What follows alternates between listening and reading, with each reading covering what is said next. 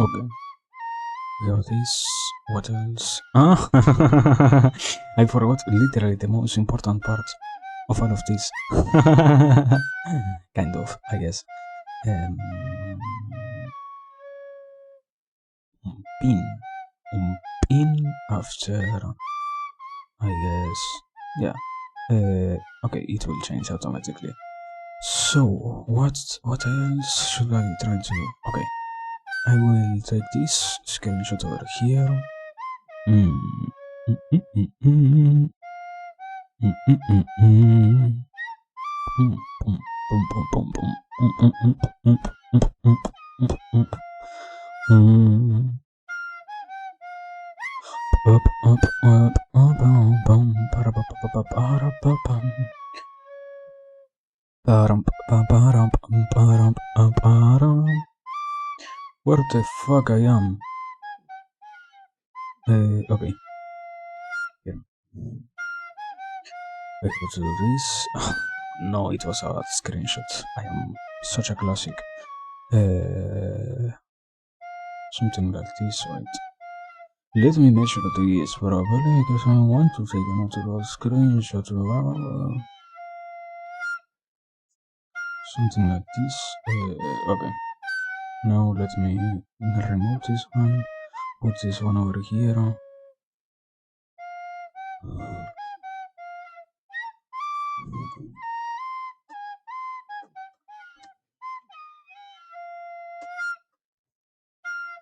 Lean? No, learn. Learn. Wait, did I change this? No. Give it a second. Try this. A little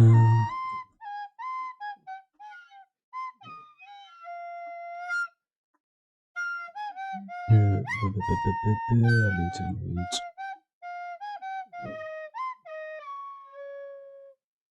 Let me put it over here. Okay.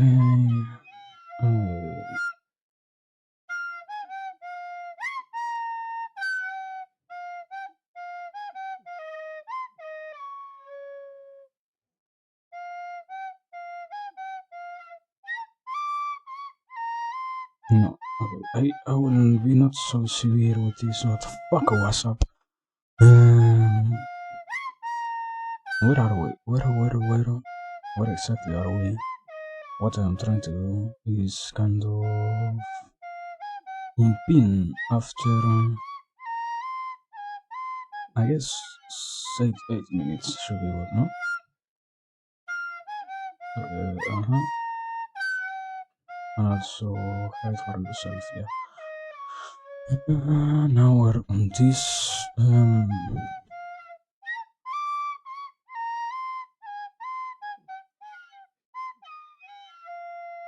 You know what?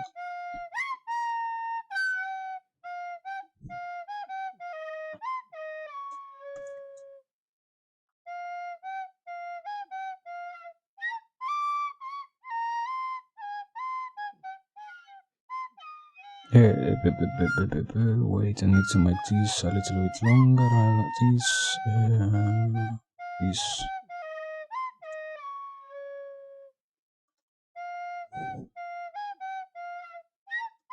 Is okay.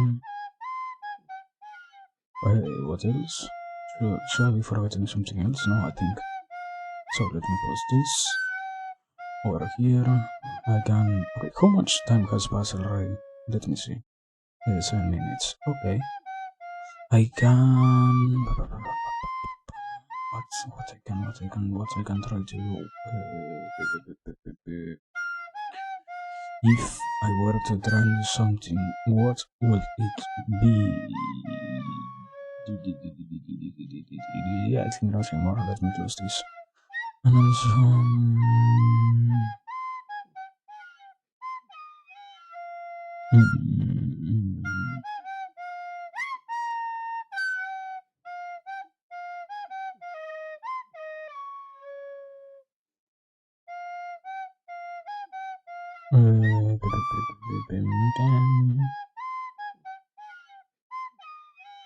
let me see. Okay. I think, yeah, let me see. Do we have sound? Is it fine to sound? Is it hearable at the very least? But what else? Yeah, I think it sounds weird. Anyways, fact is, once again, it sounds fucking weird. No! There is no middle point where this shit sounds okay in any way whatsoever. Fuck this shit. Let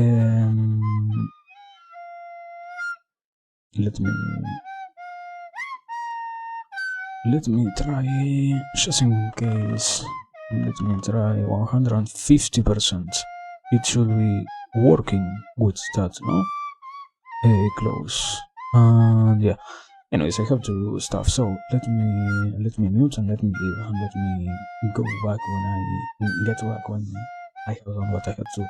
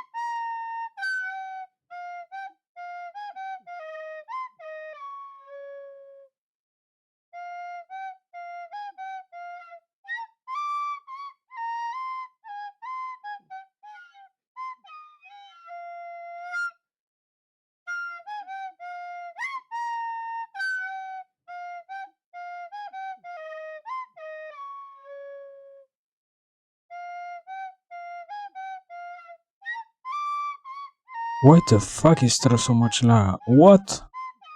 What the fuck is going on? I have to come back to this stuff. What? What did I do wrong now? What? What the fuck?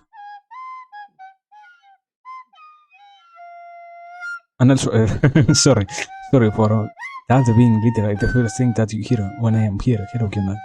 Sorry, don't like. I mean, it doesn't seem to be that we have any lag whatsoever, but we have. I forgot to decrease the bit rate. Oh my god. My god. My god. My dear god. Anyways. Anyways. Anyways. Yeah, we are fine. There is nothing bad going on. We are fine. So, yeah. What is more important is that I have like 1 minute or less to eat an apple. So, I might as well try to do that. Yeah. Let me take that advantage of this time that we have, in which I am not really streaming. Apple eating time. Sorry.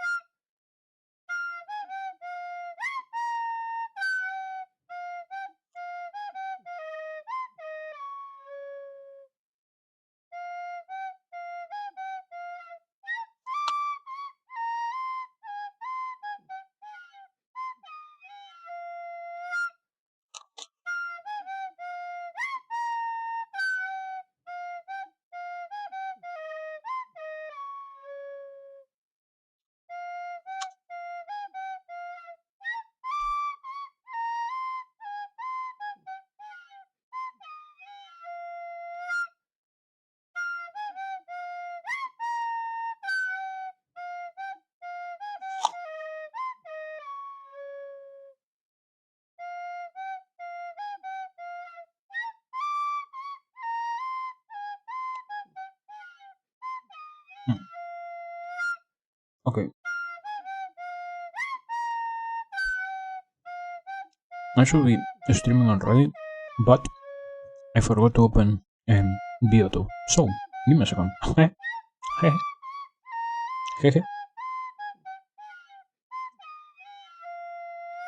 We'll have to test if my PC doesn't really explode because of this. I hope it doesn't. I will hope. But I don't know. I have literally no way to really know.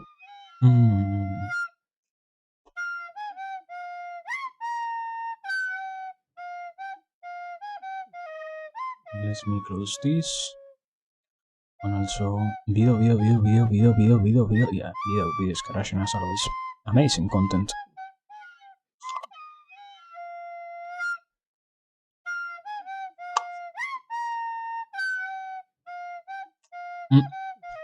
There is a rotten part. No, this is so sad.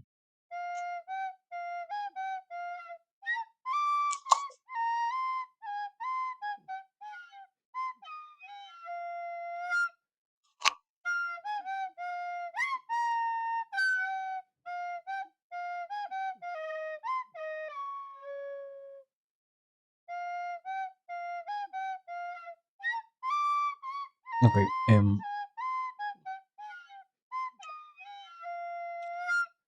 it seems we are going to lag. It seems. I will hope we are not going to really lag because I will have to swap to the other scene where there isn't that much stuff going on, really. But we'll have to see. Let me get it in this. The last one.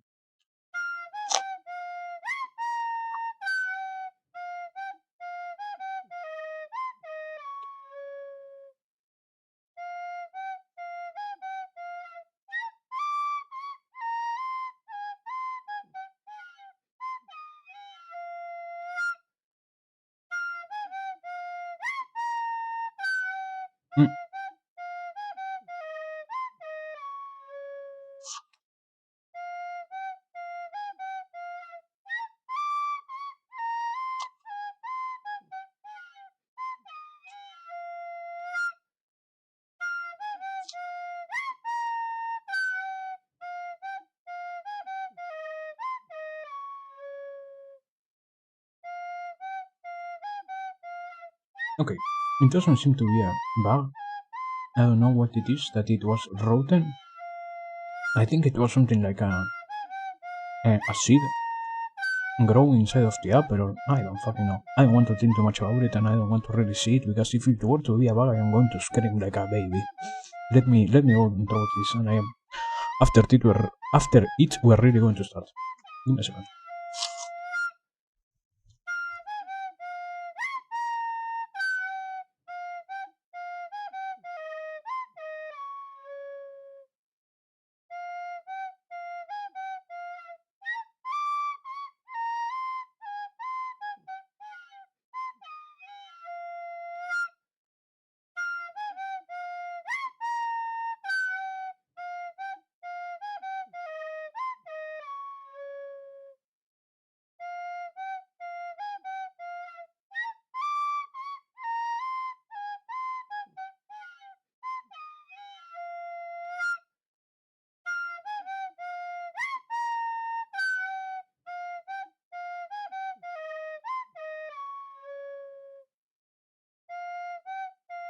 So, anyways, here we are. It doesn't really taste that bad, but my mouth.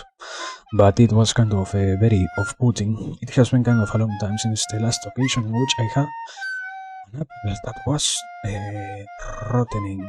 So yeah, I don't know. Anyways, ta-da! Hello everybody. Here we are. Hello, hello. I hope this is another one of our beautiful nights, another beautiful encounter that we are going to have. It seems so far the PC is holding up properly, although, as I said before, I am not really interested in streaming at such high um, bitrate. But yeah, here we are. Hello everyone. So, today we're going to learn a little bit more to do what is a very beautiful thing, that is to take our time and to, yeah, to go over all of the different things that we can in this or new lesson that we have found, or new class that we are going to take, that more properly said is the lesson number 14 of, yeah, I had to put that link. I accept that I forgot to do that particular part of my show. I accept that. But anyways, as always, meanwhile, I hope we are doing fine. I hope we are good. I hope we are properly ready, as always, to use the mind, to analyze, to see, to think, to put to test, and to allow ourselves to intake all of the knowledge that is going to be properly presented in front of us. I hope I am not wrong and I am not doing a lesson that we already did, because so far we haven't really found anything like this. Sorry, what? We haven't really observed this lesson on my browser history, so this should supposedly be the correct point to start. But just in case, as I said, we might have some problems, because I hope not, but I might have chosen the wrong link. As I don't know. Anyways, aside from that, what will happen now is only we're going to transition to that. So, as always, thanks for being here, and let me see. Also, this. So we should be fine with this, no? No, wait. We have to put a little bit more. Give me a sec.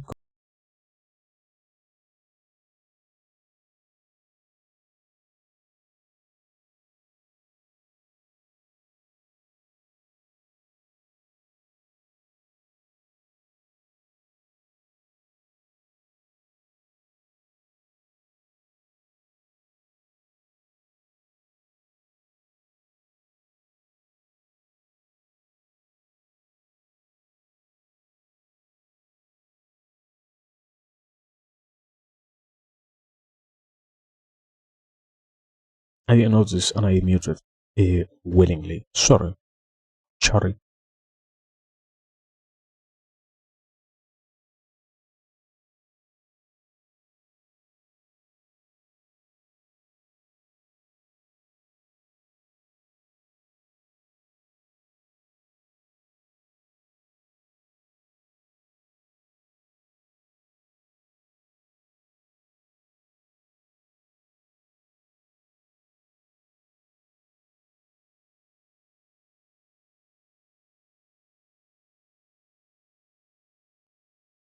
I muted again? How? How did I mute again? It was 2 times in a row that I muted without even knowing how. Anyways, here it is, the video. Sorry. So far, as I said, I don't think well, as always, a little bit of an introduction. You have been learning about this, we have been consuming these whole lectures about a course called Introduction to Psychology, where we go over different topics and where we analyze a lot of different concepts related to the mind. So we are seeing what is it that we can learn, what is it that we can introduce into our field of knowledge, and what are the properly useful lessons that we can let exist in our minds. So, as I said, we don't really have to worry so much about the different things, as we only need to see what is contained inside of here. So, with that being said, now let us properly commence lecture 14, Introduction to Psychology. Play. Okay, good afternoon. Good afternoon. I want to remind you that a week from today is the second exam. The format is identical to what you had, 50 multiple choice questions, 30 from the book, chapters 5 to 7, 20 from Saxon lectures, short answers. Okay, so talking about tests, why do we have tests? You live in a world of tests. Everything from SATs to, on your horizons, maybe GREs or MCATs or LSATs. So why do people have tests? Besides making it miserable to be under 30. It's a revenge of the older people, right? Okay. Why do people have tests? Yeah. Yeah, one of them is just, verify that you know something. When people will call it sort of, have you learned stuff, right? And the test is meant to be an estimate of what have you learned. But a second form of testing that's what people sometimes will call high-stakes tests in a slightly different way are ones about selection and prediction, which sometimes involve achievement or aptitude, things like SATs or GREs, right? So achievements are meant to be estimates of what you know, how much math, advanced placement tests, how much math you know or physics content in a given area, and sort of a broader sense of aptitude, SATs or GREs. Now, one thing that's different about today's lecture on intelligence, it'll be a little similar when we do personalities. Up until now, to a first approximation, most of the time we've talked about what we view as general principles of the human mind and brain across everybody, right? How vision works across everybody, memory across everybody, thinking across everybody. And now we're switching to a domain, and it doesn't have to be this way, but this is the way the world has done it, where we emphasize differences between people, right? Well, I mean, kind of, to a certain extent, it is true that it was kind of originalizing all of the knowledge and seeing what is it that people was talking about on one hand, because on the other, sadly, what we saw was most, in the last, I would say, 5 lectures or so, most cases of particular individuals who were incredibly rare on their qualities or on the different things that made them be who they were, so to speak. And we pretty much, we analyze what made them be and what ended up giving them those different qualities to the degree to which we can say, okay, this is what really makes this guy be like this or this other one be like this. There wasn't really any other particular side that made them be generalized so much as, to a certain extent, really it wasn't. There was lessons to take from those particular cases, but the examples themselves were given by people who was not outside of our realms, as in a sense of they weren't as equal as us, but more like they simply had the qualities of being different, and because they were different, we could understand the rest, kind of. But I mean, not because of that it really is anything negative or anything bad. I will speculate. I mean, the capacity of learning from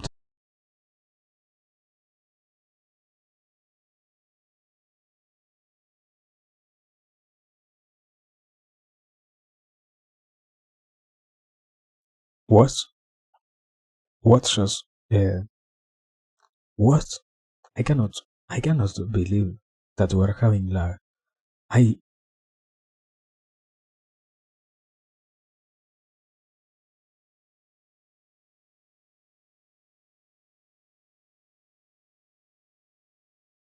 Okay. Um. Are we back? I. I don't. I can't fathom what is going on. I wish I had the possibility of saying anything, but I literally can't imagine what is going on with this. Um. Are we? Are we working? Oh yes. What the fuck is going on? I think I kind of overwhelmed my. Yeah. If I had to try and pinpoint a reason, it might be that I might be overwhelming my internet with so much speed. Although I had the capacity of changing it in the meanwhile, so if it were to not have no more disconnections, or yeah, if there were to be no more disconnections, maybe that is the reason. I wouldn't think so, but maybe that was the reason. Um, I hope, I don't know. Anyways, hello, Joel. Welcome, welcome. I can't really say what the hell is going on. But wait, we were before I dropped, we were talking about kind of how interesting it seems to be the claim that they were talking about different, not different, but rather about broad examples when kind of the reality was, well, I think, yeah. Maybe it is more of a problem of myself attributing more importance than what they really had. Because on every one of the classes there was one or two individuals who were used as examples, yes, but it still doesn't make all of the class centered around those people.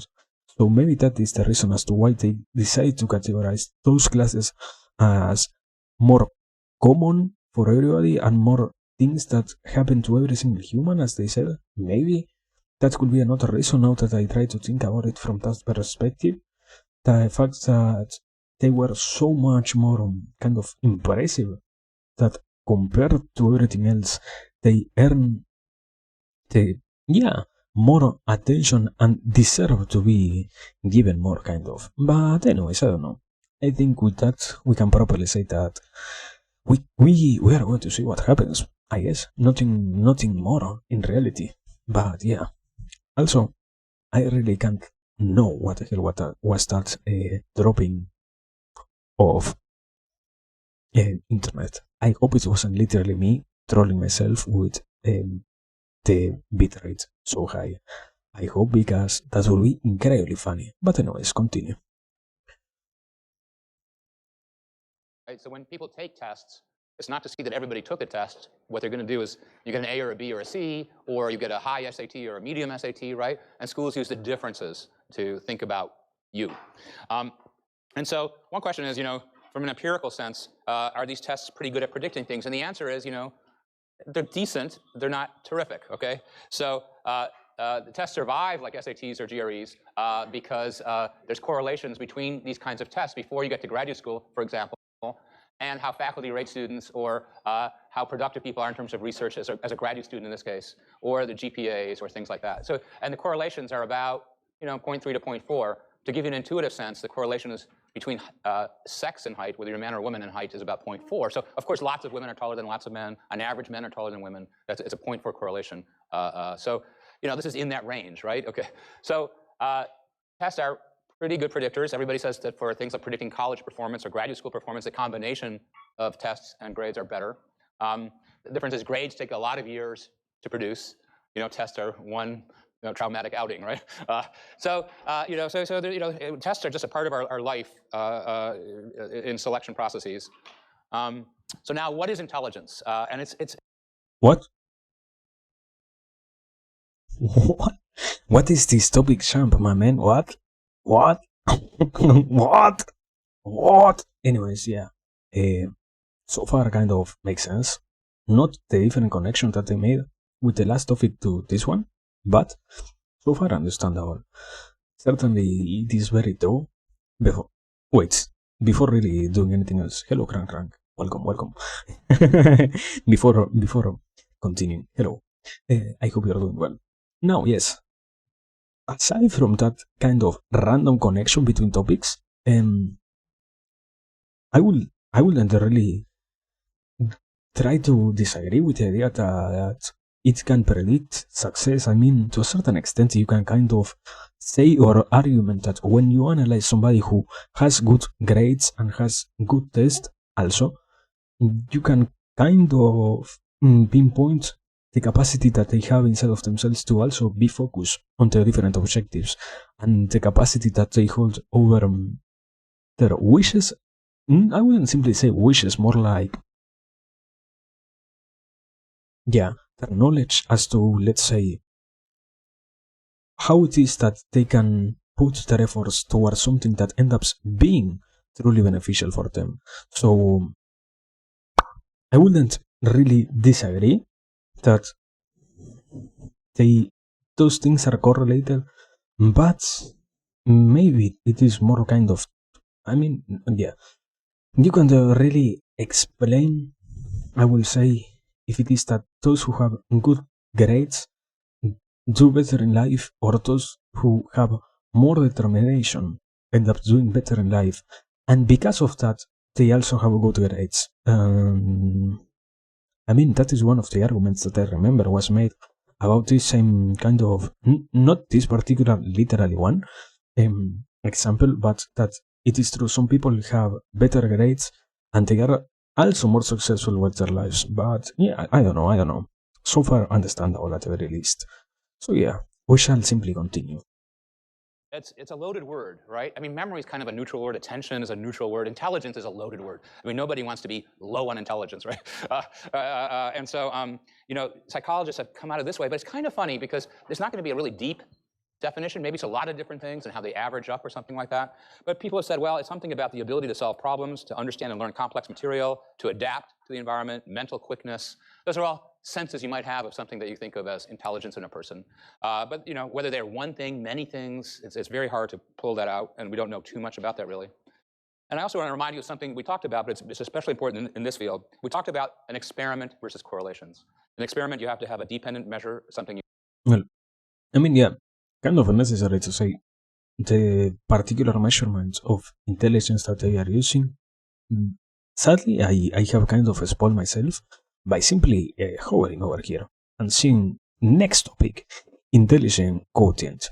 By simply knowing that it is that I understand they are talking not about intelligence nowadays, as we have more fledged, I would say, about the sense of comprehending that there are different ways in which you can have intelligence. You can be musically talented, you can be mathematically talented, you can be space-oriented talented, you can be good at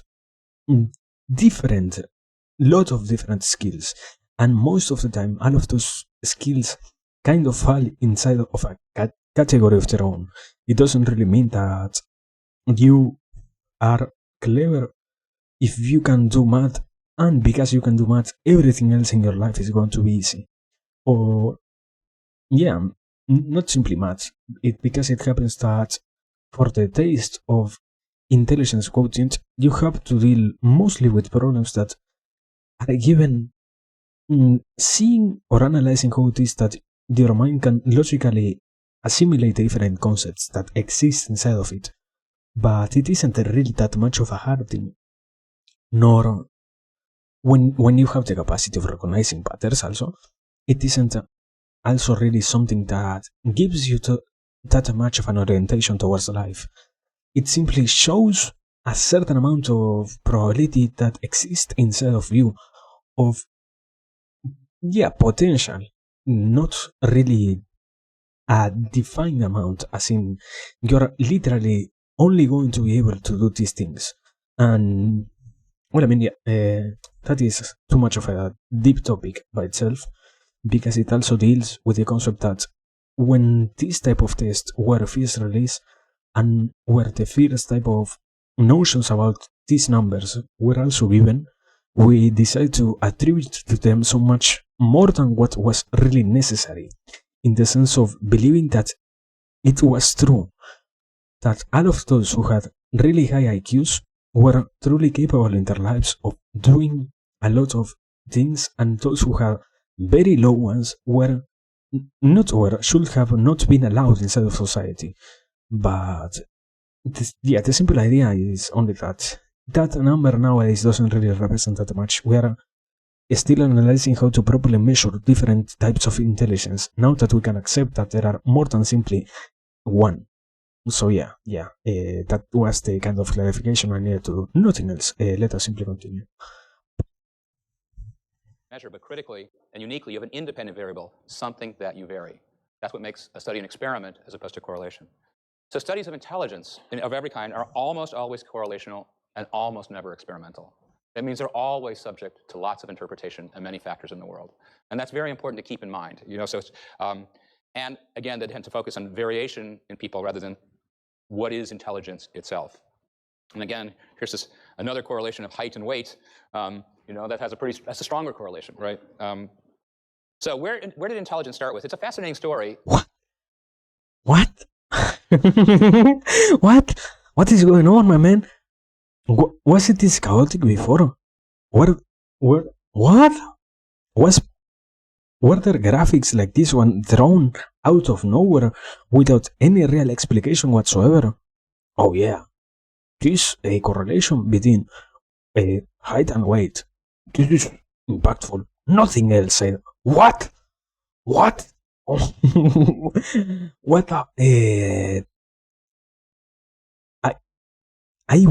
I hope I am missing something. Oh yeah, this is so deep. I can certainly see it, I can certainly understand this. This is really a correlation. This is impactful, people. We have to see this. What?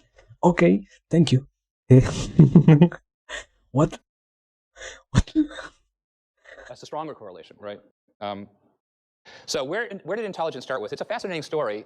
And by the way, let me tell you the SAT story on the sidebar for a moment. So SATs, nowadays, some people get ready a lot for SATs by courses you take and things like that. I read about that, okay? When I took it, people weren't that organized. But getting into college wasn't that competitive. And the original goals of SATs was what? Do you know? It's really interesting because it ends up being things that they say, well, because people who are maybe under more supported circumstances, more financially advantageous circumstances, get more help to get ready for the SAT, those things might amplify SAT differences in a way that's not really about the person to start with. The original goal of the SATs was to have a national test that was fair for everybody so that schools like Harvard, for example, that tended to admit the same kind of students from the same small set of schools in the Northeast. So now we have a test for everybody across the country, and we can admit people on their merit rather than on small social connectivity networks. I mean, before saying anything else, yeah, I hope it was a shock because I really didn't get what it was about. Certainly, it was an impactful graphic. Thank you. Does that make sense? Okay. And yet, SATs are now viewed as a suspicious tool in that regard. It was originally meant to be democratizing, saying everybody in the country takes the same test. It's not whether you have a connection through a network to our university. IQs have the same story. For good reasons, and we'll talk about that, IQ tests and interpretations of IQ are often sort of don't have a good history, but the original goal was pretty reasonable. So in France in 1904, they began universal elementary education, that every child goes to class. And Albert Binet, a physician, wanted an objective way to identify children who needed extra help. Perfectly good idea. Child comes to school, some children are ready to go, some children need a lot of extra help because they have a difficulty. So he developed a set of tests where he probed many different abilities, like copying a drawing, repeating digits, recognizing coins, explaining why a statement did not make sense. He wanted to probe different little areas of ability. So if a child is terrible at something, or two things, the teacher knows this child needs some extra help to get going. So that's a good use of testing, I think, by everybody's criterion. But then testing, sort of took off, IQ testing. IQ stands for intelligence quotient. It's a test to give typical children. They give it often for the most commonly used IQ tests at many different ages. They'll test a large number of individuals. And they'll compare nowadays what they think of as your mental age to your chronological age, right? So your chronological age is how long you've lived. Your mental age is how well you score in a test. The most famous IQ test and most widely used takes about 2 hours of testing. It comes from David Wexler, the Wexler Adult Intelligence Scale, one for children. And within that test, what's within that test? Because when people talk about tests, I think, whatever kind of test it is, it can only be about as good as the test design itself, right? To the extent that it's any good, right? A ridiculous test is a ridiculous test, even if society gives it to you, right? But tests can be better than that. And so what is inside the most widely used IQ test, especially in clinical environments? So let's talk about one of them. It has a bunch of little tests. One is vocabulary. I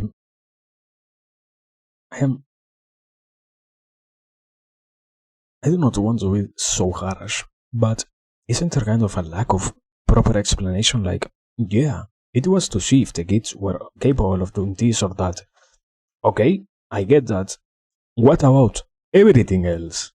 I mean, what was the point behind it? What were the proofs? Is people really being capable of finding this and that? I don't know. I mean, I might be putting too much pressure, I think.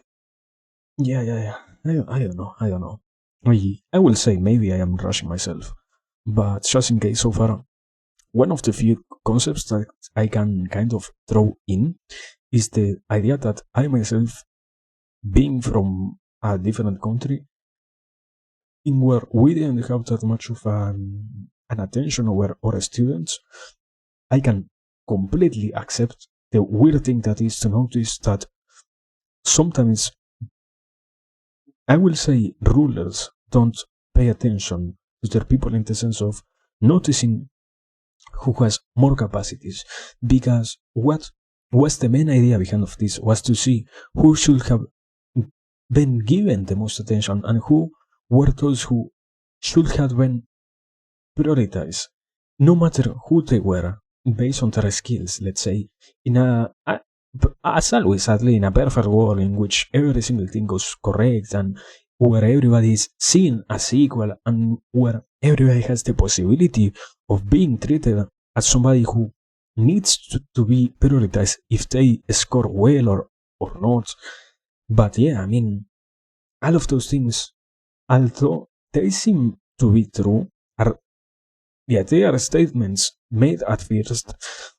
The final goals and the usage that they end up having nowadays, well, not nowadays, in their moment wasn't really even close to that. So the most revelatory thing is always how we fail to commit to the different objectives that we set. And even more as a society, I will say, because kind of funnily enough, we can agree that, yeah, an intelligence quotient test can properly measure, supposedly, if you're capable of doing different type of tasks and how much of a proficiency you are going to have on those. And even more, tell you if you are going to really be capable of performing truly complex types of tasks that are going to be required for the rest of the world. So, even if it is true, the way in which we are trying to deal with those problems doesn't really prove to be efficient, because there are still so many different situations in which we are not finding enough people to suffice for our needs, that sadly, although this kind of system has been existing for so long, we're still struggling. That is a way to say it. Do not say it so negatively, but we are still struggling. So yeah, kind of weird. And anyways, what else? I mean, it seems to be not that much information, sadly.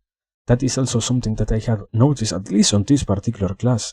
Or maybe, maybe it was because it had been kind of a long time since the last one we watched, so I lost my custom to this. I am no more that much accustomed to this kind of progression, kind of.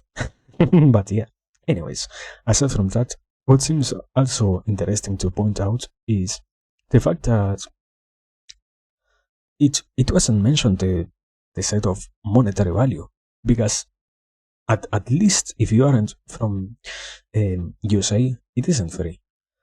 It isn't no way free to get an IQ test, not even near to being free. So yeah, I don't know. Ask you to define words that similarities. I'll ask you serious questions like how are an airplane and a car alike?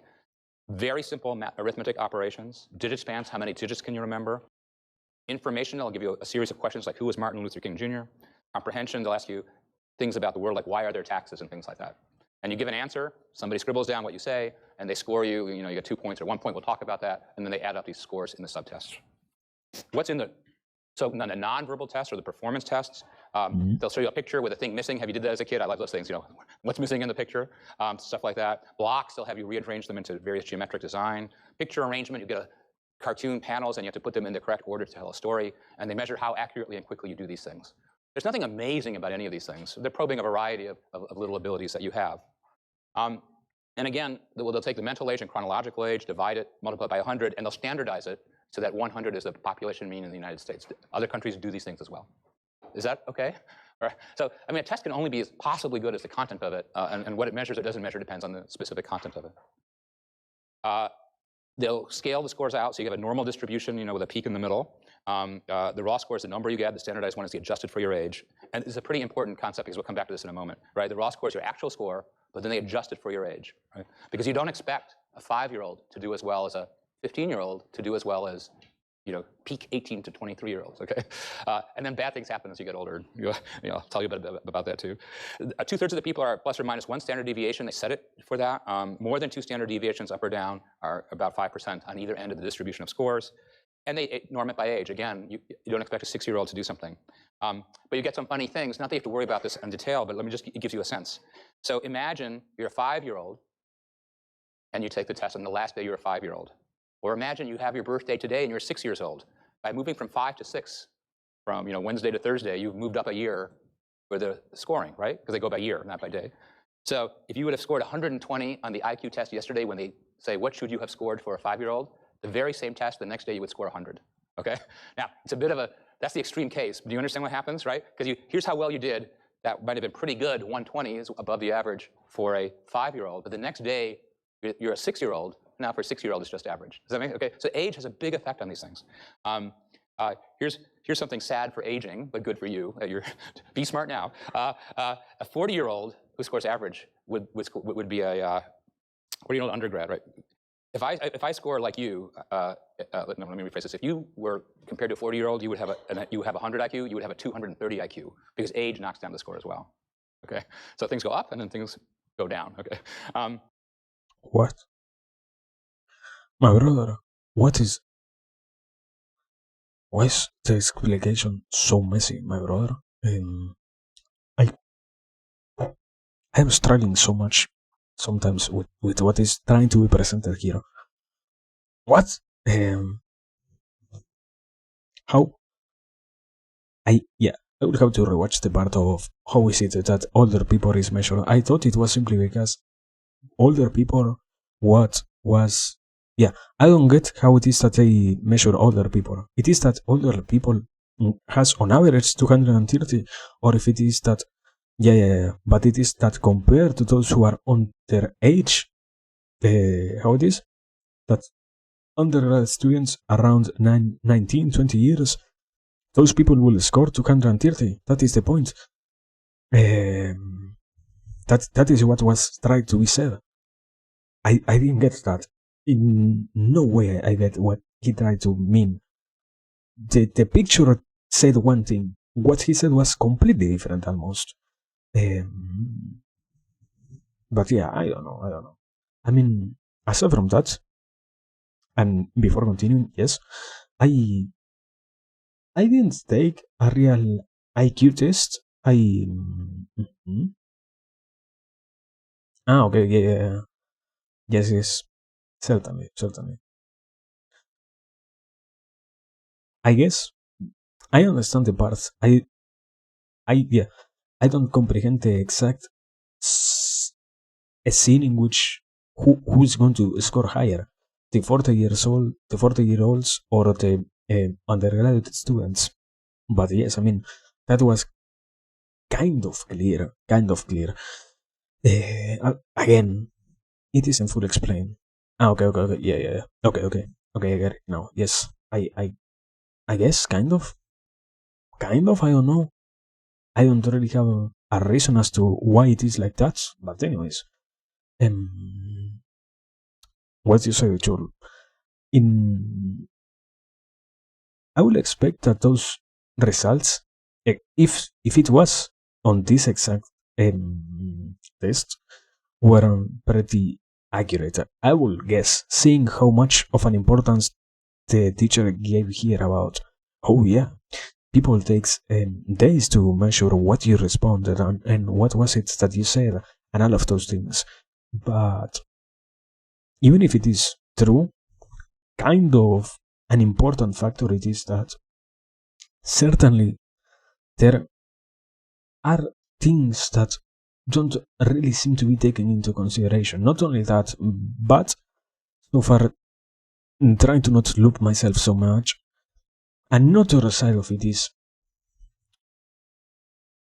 the difference of ages seems to be so impactful that everybody might as well be considered incredibly incapable in some senses.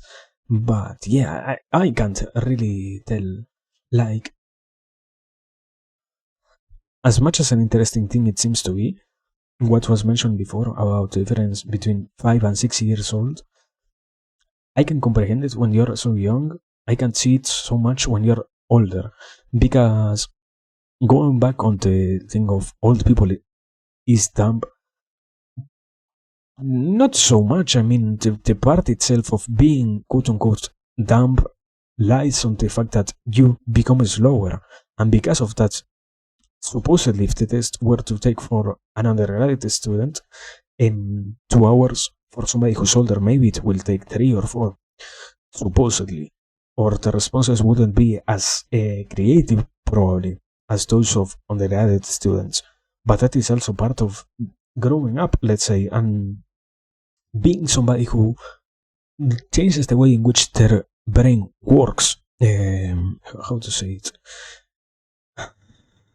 The part inside of ourselves that has to deal with complex problem resolution end up in most of the cases being totally destroyed, kind of, because we learn other ways in which society tells us that we should deal with those problems.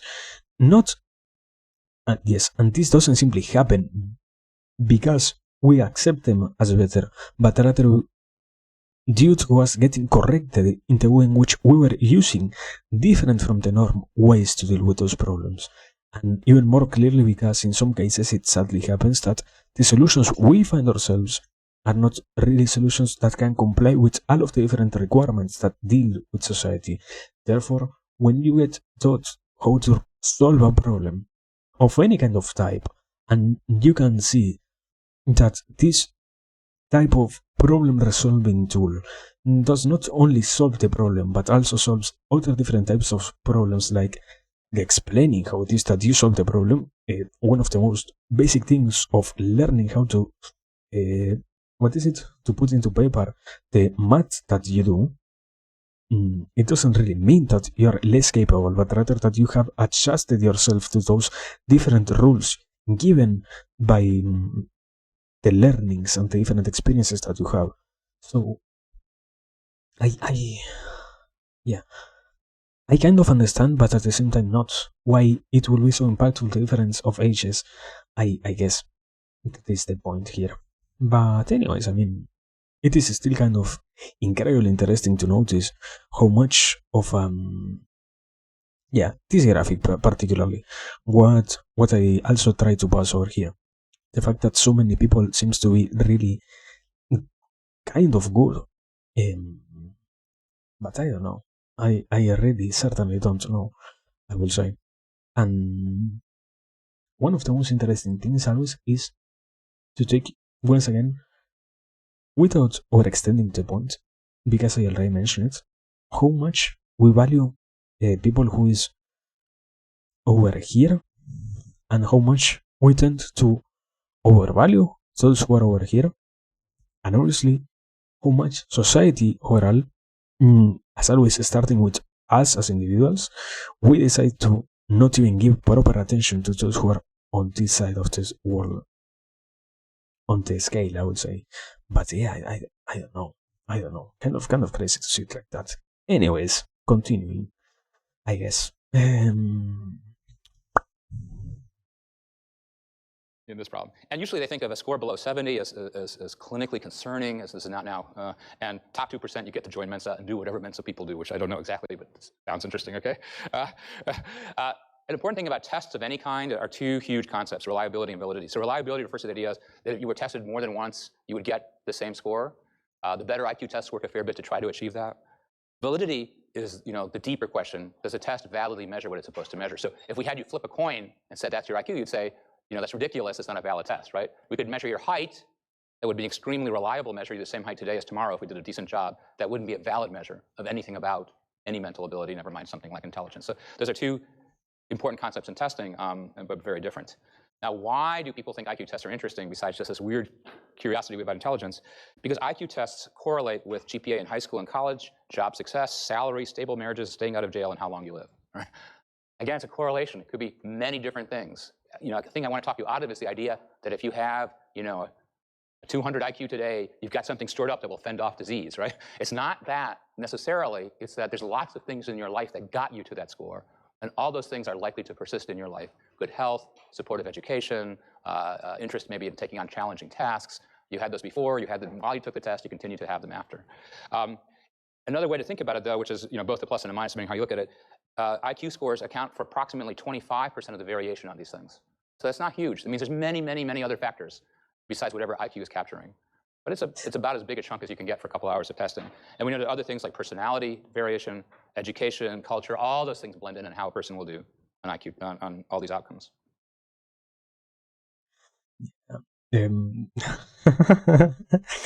Man, what a nice thing. Yeah, here it is what I'm getting with the stats, but I don't know. Wait, what? Let me see that. What? I remember hearing somewhere that IQ was correlated with consensusness. So it's curious stuff. Somewhat, yeah, to a certain degree. It isn't simply related with conscientiousness, consciousness. Do you mean consciousness or consciousness as something completely different? I took it from that. Just in case. I saw it from that side.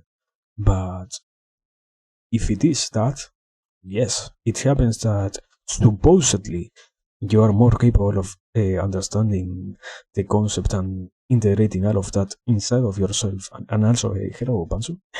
Yeah, I mean, thank you. Welcome. But certainly, it happens that you have more capacities, kind of. Yeah. I mean,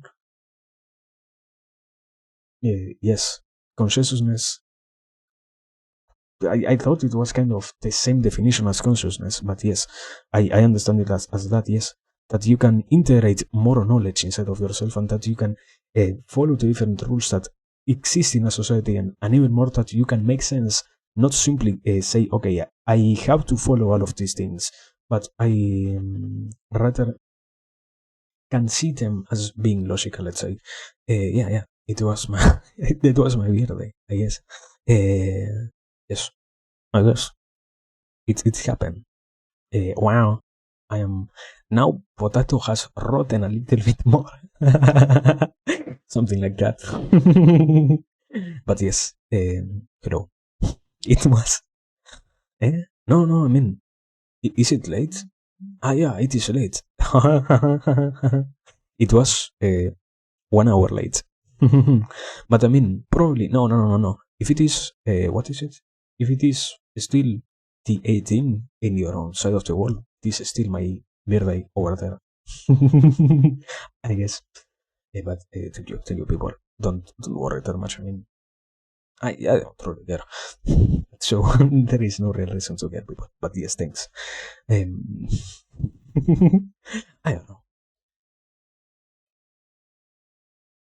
Going back into the point. It happens that yes, you supposedly have a certain degree of a certain degree of better understanding about different and more complex concepts. For example, somebody who there is also a list of shows that those who have higher IQs can perform. This one isn't really that well, that highly detailed, but you can find it, I think.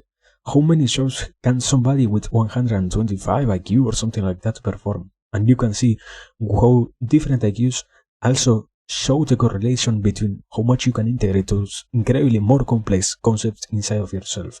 Going into the idea of if you can properly see and analyze all of the things that have to deal with whatever it is that you have already, let's say, tried to intake and even more further develop all of those things into an even more complex connection, if you are capable of doing that, it means that you truly have a higher, should supposedly have a higher IQ, but in the later days of our existence in this field, at the very least of psychology, it also has been proven that sometimes what happens is people with not so high IQ can comprehend concepts as long as they are properly given, as long as they are properly well broken down, given to them. And when it happens like that, the different measurements that were stated in the past seem to crumble down. Because it was true before that, if you were capable of understanding more complex stuff, you were therefore you had more IQ. But nowadays, if one of the ideas is to see how much you can break down things, or how much somebody is capable of breaking down things so that anybody can comprehend them. But I don't know. It doesn't really have to deal that much with the point.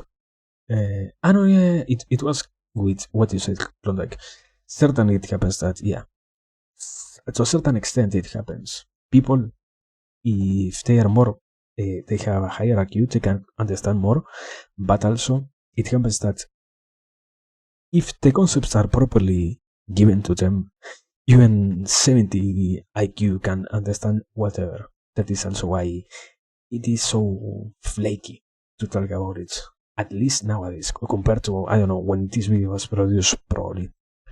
But yeah, crazy. Also, yeah, I don't know. I got kind of flashbanged by remembering that it was my birthday, so let us continue. So we're going to go back and forth, because on one hand I'm going to say there's a lot of stuff besides IQ, but IQ has some interestingness, otherwise nobody would talk about it and would just disappear from the world. So on average, what does 15 IQ points mean? So on average, a person with 100 IQ in the US will go to high school in a year or two in a community college. On average, these are averages over a huge variety of people. Get 15 more IQ points, and on average, you're likely to finish college and have a white-collar job. At 15 fewer points, and you're not likely to complete high school, and you have to have a job that doesn't require education background. The 15 points on averages correlate with things. Here's another one, because we're all, we're going to come, everybody in the end is a little bit curious in your own life how much of what you're good at or not good at, or any of us, comes from our genes, from our environment. Where does that come from? What are the things that support us or limit us? So here's one study that took women from the same family. So they're all sisters from the same family. Okay? They're trying to control a little bit of the genetics, because it's shared genes within the family. They're not twins, and definitely shared environment. They're in the same household. So it's okay.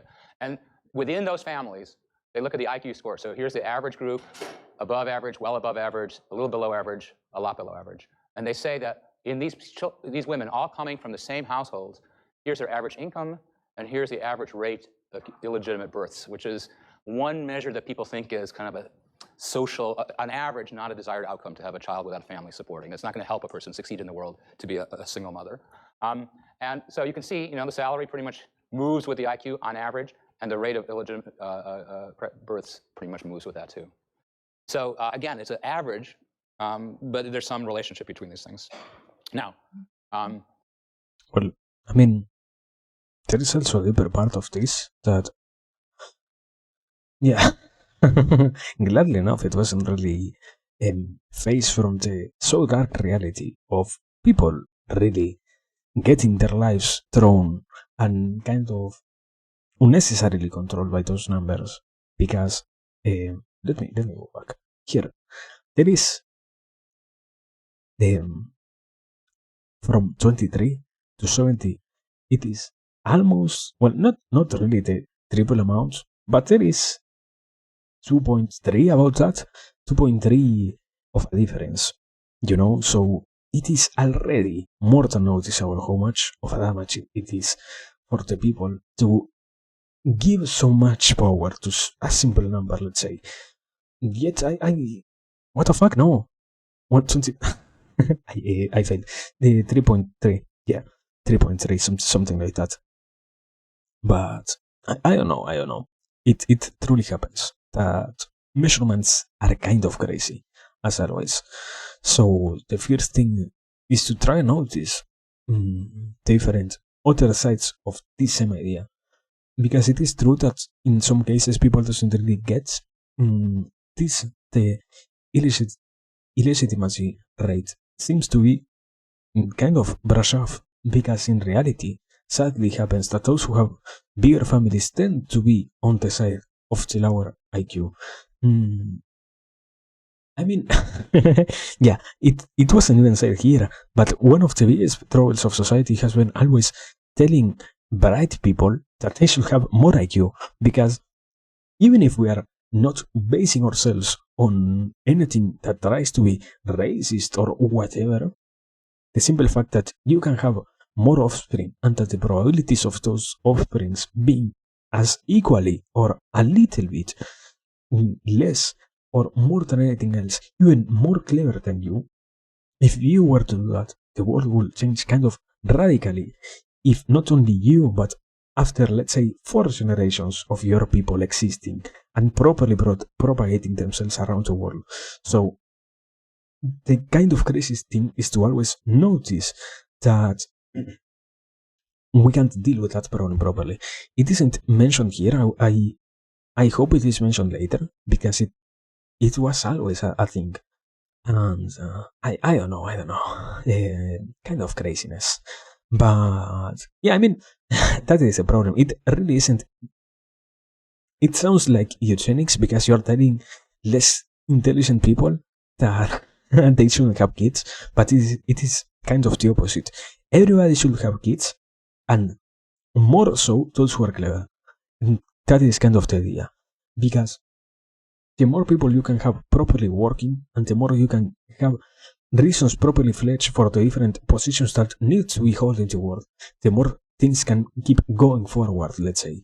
If you were, in a more artistical sense, if you were not to believe that what you are doing has any particular value, because you don't have the capacity of properly dispelling what it is that you are dealing with, and you don't even see a possibility of your particular creation impacting in any way whatsoever the world, if you were to do something of that sort, instead of simply accepting the reality of maybe what I'm going to create is literally going to change the world to a certain extent, if you don't let those things be like that, and if you don't have the capacity, even more, as I said before, of making those things apparent to you yourself, you're going to have a harder time than what is really necessary. And even more, you're going to suffer kind of a defeat in that sense. Because what is important is not to struggle, but to make sense out of the different problems that you have, so that even if you are struggling, you can move forward knowing what is the objective of your struggle. So yeah, I don't know. That is the crazy thing here. I hope it is mentioned later on, but anyways, so far we are fine, I guess. Average, but there's some relationship between these things. Now, if you pick up the newspaper today and read about nuclear disasters in Japan and problems in the Middle East and other things like that, you would say it's hard to say the world is getting smarter, but you may or may not be surprised to hear of the so-called Flynn effect. This was kind of a surprise when it was discovered, which is basically this: IQ scores, where they're measured, go up around the world all the time. By IQ test scores, it's as if the world is getting smarter all the time, which is kind of an optimistic thing, okay? Whether it's getting wiser, right, is a good question, but by IQ scores, smarter all the time. So that's hidden for many years, because every few years these tests get renormed for the groups. Does that make sense? Okay, so they're given again, and 100 is the average, and they're given again, and 100 is the average. But if they ignore this averaging and just say across these tests that only change a little bit, some of them only change a little bit, if we just take the scores, look at 1930, 1940, and it just keeps going up. So Flynn is the person who discovered that the world is getting smarter by raw IQ tests. And one of the tests they use, I'll show you an example of this. It's another widely used test called Raven's progressive matrices. IQs go up about 3 points every 10 years. So that if you were born in 1930, you would, a person would have an IQ of 100, their child 108, and their grandchild 120 with a standard deviation higher. So it's like smarter, smarter, smarter. Now you will be. I don't recommend to go home and tell your parents that any debate you have with them is pointless because you're smarter than they are. But if push comes to shove, you can look up the Flynn effect and have a discussion about that. Right? Somebody who has an IQ today, let's flip it around. The grandparent would, if you have 100, your grandparent would have an IQ of 82. By this reasoning, people in 1900 would have a mean IQ of 70. And nobody knows why it's going up all over the world. There's all kinds of ideas about maybe nutrition is going up, maybe reasoning abilities are being pushed, maybe educational things. I mean, it's impossible scientifically to know why, because it's happening on such a global, giant scale. But some people said the tests don't go up uniformly across the test, which gives us a hint about the way the world is changing and how intelligence tests in some way become a barometer of what mental abilities are increasingly prized by societies. So there's relatively small gains across years in vocabulary or general knowledge or arithmetic. Where there are large gains are what you might call abstract thinking tasks like similarities. So let's focus on that for a moment. So a similarities question might be like this. In what way are dogs and rabbits alike? If you answer both mammals, you get 2 points, okay? That's the best you can do. And that's what we would call an abstract or taxonomic one, right? You're abstracting across the two things. Or you could give an answer like, you use dogs to hunt rabbits, okay? That's not a wrong answer. That's considered a 1 point answer. You kind of seem to know what a dog is, you kind of seem to know a rabbit, but you didn't give the best answer by this test criterion because it's a functional description of these things, not an abstract conceptual one. So. Okay, here. What? Did the idea change? What? Let's think about difference. Okay, no. It did for a second. What? Potato! Anyways. So, we were. Yes. The first thing, as always, that is what I wanted to mention before, but I didn't really see it. Maybe it was on my unconscious mind, but I really didn't pay attention to it when I was watching. That the next thing that was going to appear was the graphic I intended to talk about. Yes, it is true that we are slowly getting clever, or cleverer, I don't know. We're getting better, let's say. But it is certain that there is a lot of stuff to be taken out from this, I will kind of say. I don't know. What's the chair answer? The dog and the rabbit are exactly the same. Maybe that is a 0 point answer. No! I hope not. But yeah, maybe. But certainly to a certain degree, yeah, they are both animals, so therefore they are the same. What was it? The man is a chicken without any feather, and who was it? Seneca presented a featherless chicken and said, "Here I have a man." Literally they said yes, but certainly kind of crazy. The point is, I wouldn't argue that it is so crazy to take into consideration always those side of concepts in which you deal with people getting more intelligent, but sadly, I am truly expecting that it gets mentioned, because intelligence also means that you become more capable of trapping yourself behind logical fallacies, because it is that becoming more capable of understanding different problems that you deal with harder and more complex problems. So if you can't in any way or for a long enough periods of time find the answers to those problems, it is that in that moment, therefore, you end up sadly dealing with the sad side of reality in which now you believe that these problems are something impossible to solve, and these different types of situations do not, end up evolving from just a problem to almost what do you observe as an existential threat. And although I wouldn't argue it always happens, to a certain extent, sadly, you have to realize that people is having more and more troubles with, okay, what is happening when we die, for example? What is the point of being here? And all of those questions. So, in that sense, kind of, the message is to instill the proper urgency on everyone to try and make sense out of those questions more than simply problems, questions that can be answered and that can get a proper answer. I don't know. Anyways, yes, potato knife. So, wait, let me check. Are we not lying? Okay. So far, we're doing perfectly fine.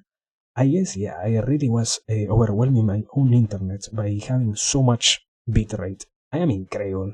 As professional streamer. Thank you. Let me continue. Let us see. Kind of understandable now. Potato and knife, certainly.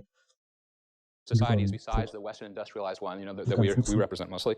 In Liberia, they ask people to sort baskets of food, tools, containers, and clothing. So most of us, Western educated in a very broad sense, would put the things of food together, the things of tools together. Those are the abstract categories. The people from this tribe put them in terms of functional pairings. They put the potato next to the knife they used to peel the potato, right? And here's the fun thing in this study. They said, what would a fool do with this? And they said, oh, well, a fool would put all the food things together and all the utensils together, but that's pointless to do that because, what are you going to do with all the food things over here when the utensils are over here? Do you understand? Okay, it's what our society emphasizes as a useful way of thinking, right? So it's not completely it could be arbitrary, but it's not arbitrarily rewarded and prized in the world of education that we live in here. So intelligence tests attach value at a specific time and specific test. Scores are changing over time. Different cultures are valuing different things. It's constantly renormed. And because of that, here's another example of how the renorming is. It used to be, for some number of years, that 70 was used as the cutoff for estimates of, broadly speaking, mental retardation. And why that matters is that a person, for example, would get certain kinds of medical services provided to them. When a new version of the WISC, of the Wechsler test, came out in 1991, so a renormed version, so that means the scores are going up. If every state in the country had simultaneously used that new test when it came out, which they didn't quite, but they had, the number of people rated as retarded, diagnosed as retarded, would have doubled in a single day, because the norms aren't pushing the numbers up. Okay, so that the number of people scoring very poorly would have doubled in a single day because of the renorming. So these are all this idea. This is very important to realize that all these things, what's really in the test, what's valued by a sort of society or culture, and these norming things are really influencing a lot of how you get to these numbers.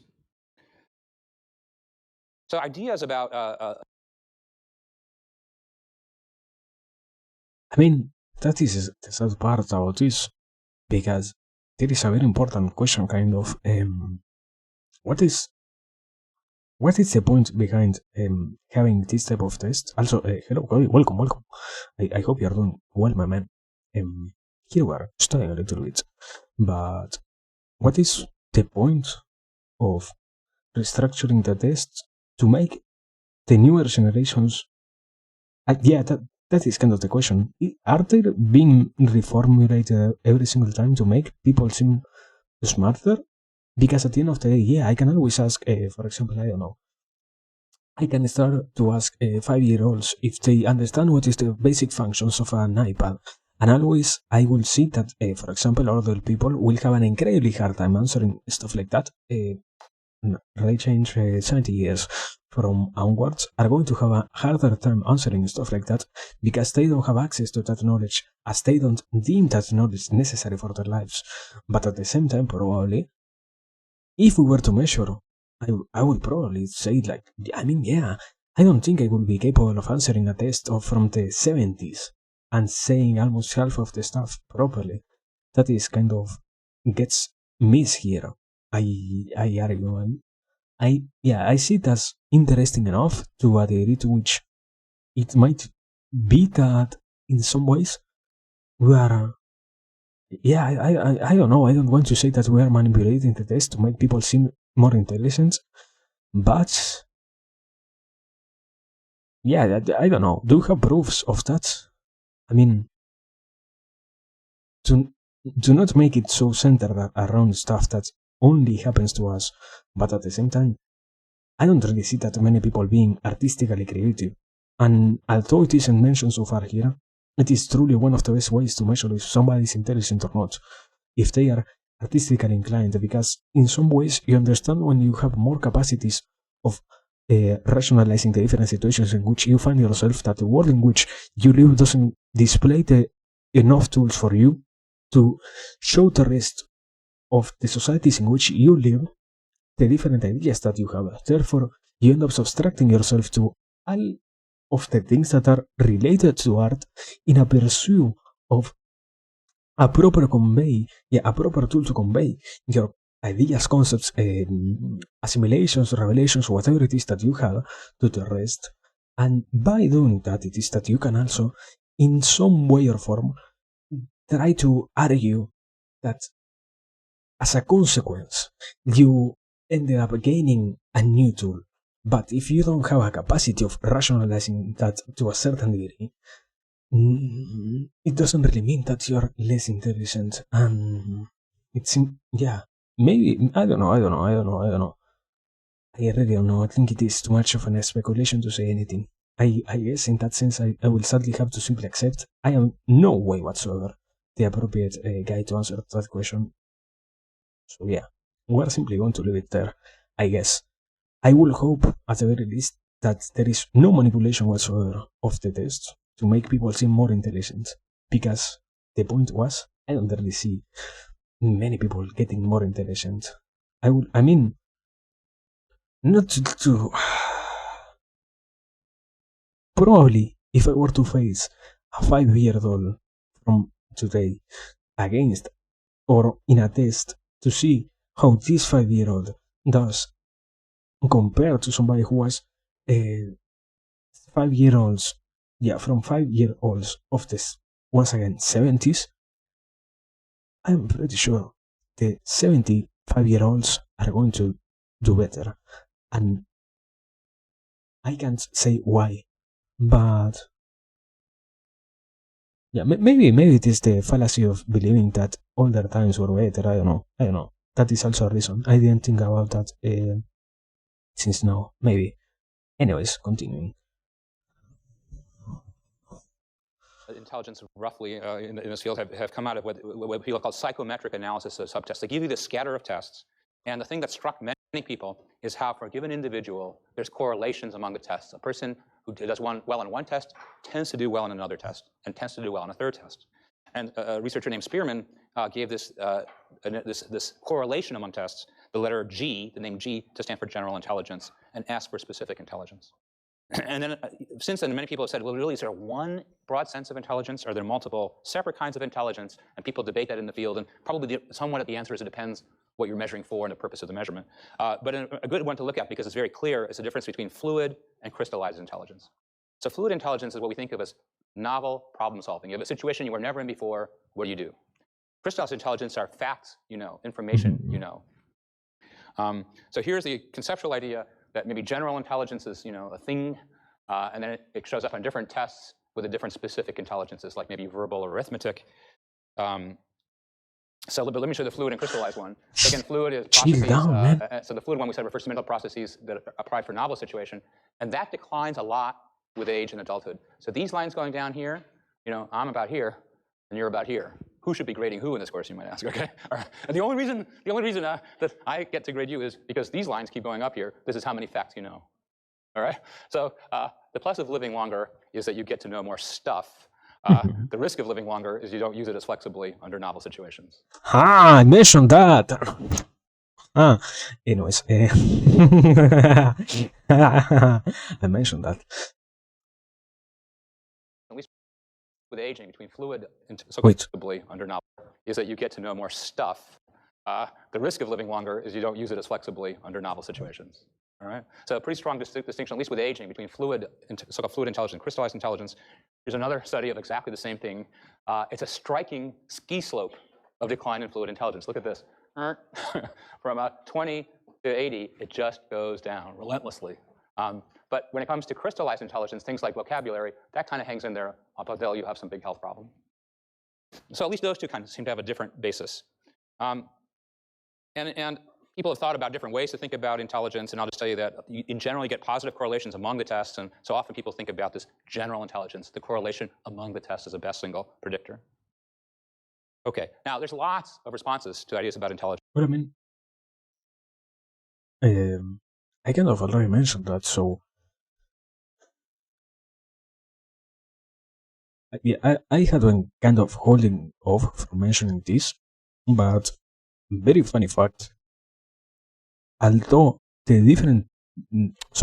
although the test itself tends to vary different questions that are given to you for the sake of really seeing if you are capable of solving, once again as it was mentioned there, novel things instead of simply observing if you are capable or not in any way whatsoever of integrating what you already know and putting it into paper, what happens is, what the fuck? Is my mic off? What? No, it isn't off. It isn't off. Wait, what? Is it off? Wait. No. Cody, you do not make me, Cody, what? Cody, what? Do we have audio? Do we not have audio? What the fuck? No, this is so sad. Let me check right now. What the fuck is going on? Do we not have audio? Is there no audio? Can somebody answer? Oh! Fuck! Let me see. What? How it is that we have literally no audio? What? Itself tends to vary. Cody, are you fucking trolling me? Are you fucking trolling me, my man? Are you? Cody, what is? Cody, what the fuck? Cody, what the fuck? What the fuck is your problem, my man? What? Oh man, I love you and understand that I say this from a place of love. Fuck you, Cody. I got fucking word, man. No, we have audio. Thank you, man. Certainly. Me right now. Yes. Thank you. Oh man.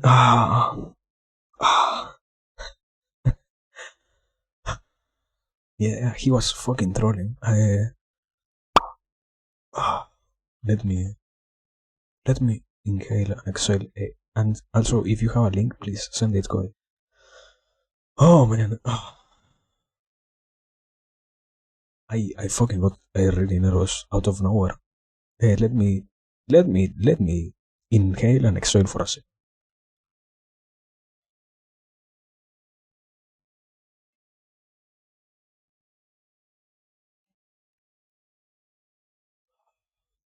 Thank you, Cody, for fucking trolling and for the show also. Thank you.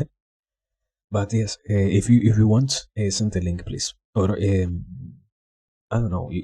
Okay, there it is. Thank you. Let me see this. But anyways, while I try to pull this up, I hope this is safe for work. Yeah? I mean, you're not going to see it anyways, just in case. But what I was going to say is, certainly, it seems interesting the fact that you can hold in some ways more knowledge than before, yet what seems to be dimmingly enough interesting is how, yeah, somehow, let's kind of argue, you can, yes. No, I didn't change scene. This is, I am incredible. I was pulling up the image. I am incredibly incapable. I am a fucking troll, people. I have almost doxed myself. Almost, but it didn't happen. Thank God. Cody, you fucking made me too nervous. I love you, but I am angry, Cody. Give me a second. I am angry, Cody. I am fucking angry with you, man. I love you. But I am angry. No, wait. No! Stop! Koi, stop fucking pulling. I want to simply pull an image. What is going on? Copy image. Yeah. Let me. What the fuck I am doing? Koi, you're. This is quality content, you know. This is the best content. The one where editing is falling down, basically, something like that. Koi, you are going to make my OS crash. No, it was me. Ah man. Now I will have to properly pull this. Let me see. Give a second because this is a moment. This is a moment for the rest of history. Probably, I don't know. Man, oh yes, can you? Ah! There it is. Yes, no. I almost removed the whole scene. I'm incredible. Yes, let me. Control V. Control V. No, wait. Can I? Only. What the fuck? What is going on? What am Koi, what are you doing? Cody Cat VT gifted a tier 1 sub to Striped Pants U_CH. Thank you. Koi,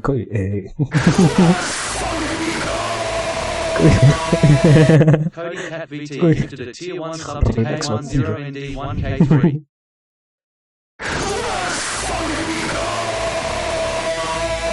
Cody Cat VT gifted a tier 1 sub to Grace the Gobby 414.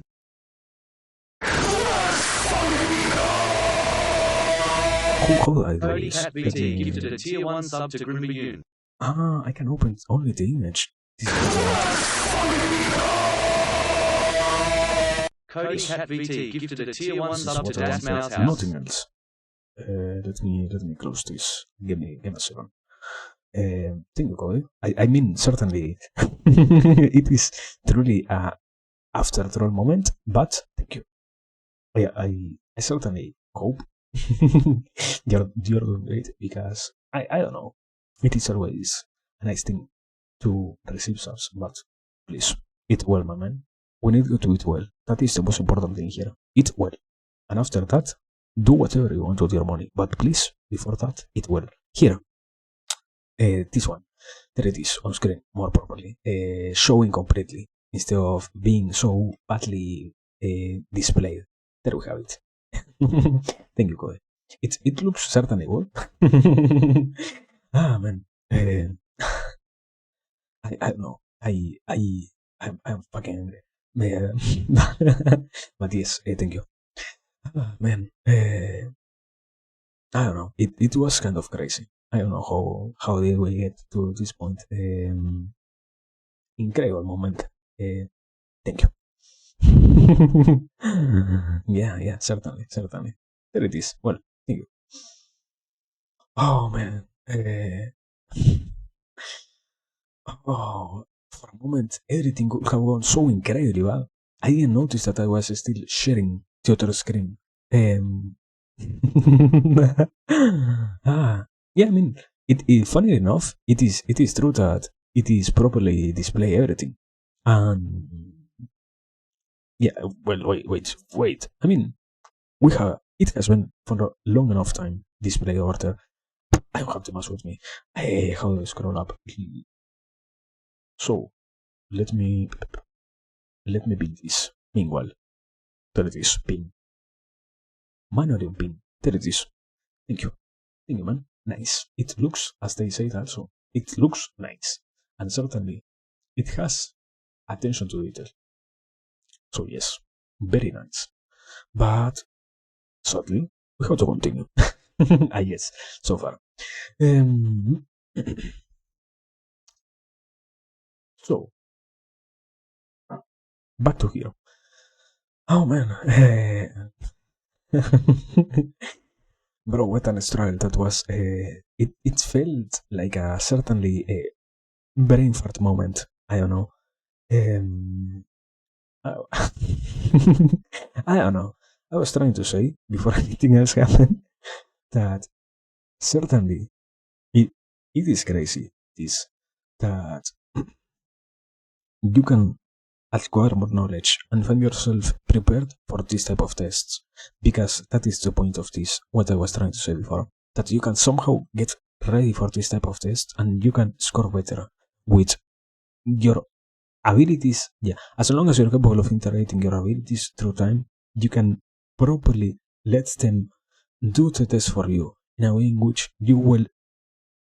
I don't remember exactly because I saw it like 3 months ago at this point, but there was one video about one guy that told he went from 120 to 140 on IQ just because this guy was focused on preparing himself for the test. So that is also interesting, let's say. Another way in which I will guess at that point almost cheating happens. I don't know. But yes, crazy. Yes. Once again, thank you, boy. Let us simply continue. Man. One of them is the study of emotional intelligence. Peter Salovey is the researcher most involved in that. You know, and we know this in everyday life, right? We know smart people, what we might call book smart people, who who seem unwise in how they relate to people, right? How they perceive emotions, how they facilitate with thought with emotion, how they understand or manage their emotions, how they relate to other people. And so, it's common sense to think of that as something that varies across people. It's very hard to measure that. I mean, part of the tyranny of tests is what can be measured gets measured. What's hard to measure is hard to measure, right? It's very hard to measure in a laboratory in an hour a person's emotional intelligence. People have tried. It's just hard to do.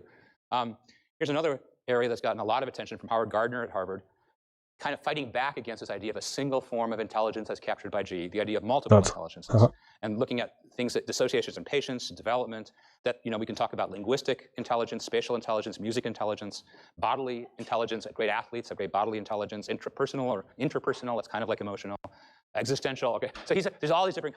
There it is. Before talking about it, yes, please. Say thanks to Koi once again. Oh man, there it is. My proper show. I have to do it correctly. Oh man, thank you, Koi. I don't want to say it's too much, but yes, thank you. Certainly, this is what I was talking about before. So far, we sadly haven't really come up with a proper test, but at least it is given slowly more attention and more proper attention into the degree to which we can start to try and see how all of that works. Kind of from the side of properly observing how it is that we can, let's say, comprehend if what gets talked about in these particular cases is true or not. Because multiple intelligences, or it is going to explain, no? I shouldn't be explaining it myself, but just in case. The theory of multiple intelligences talks that in some cases you will do incredibly bad because it is almost impossible for anybody to be completely developed in all of those things, but also that you can train them to a certain extent. Because what happens, at least on many of those different sides of your life, is you really don't find yourself struggling with those problems as you truly are not somebody who hasn't developed himself on those sides of life, let's say, on those skills, on beat, for example. Proper example, sorry. If you're a mathematician, you're going to obviously score higher than anybody else on mathematics or higher than the average, but maybe as the average will also try to suggest, because you're a mathematician, because you tend to be more focused on stuff that is correlated to mathematics, something that makes you be kind of, in some ways, paying attention to what is happening in a screen, in a whiteboard, in whatever, and you have to think more than anything else. Your capacity of spatial and bodily kinesthetic intelligence is not going to be so high, and it is in those cases. What the fuck? What? Hello, no. It is in those cases that you are going to really notice that probably you can balance that, but you have some things that you are good at and some others that you're really lacking. So yeah, I don't know. That is the end of this, because I accept that I kind of paused earlier than what might have been needed. Let's see. Kinds of intelligence. And each person is a profile of these. You can be really strong in one, and medium in another, and not so strong in another. The problem with this whole approach is, yes, it's true that people have a huge variety of facets of their humanity. This whole course, I feel like every lecture we do, we just turn a person a little bit to study another facet of their humanity, right?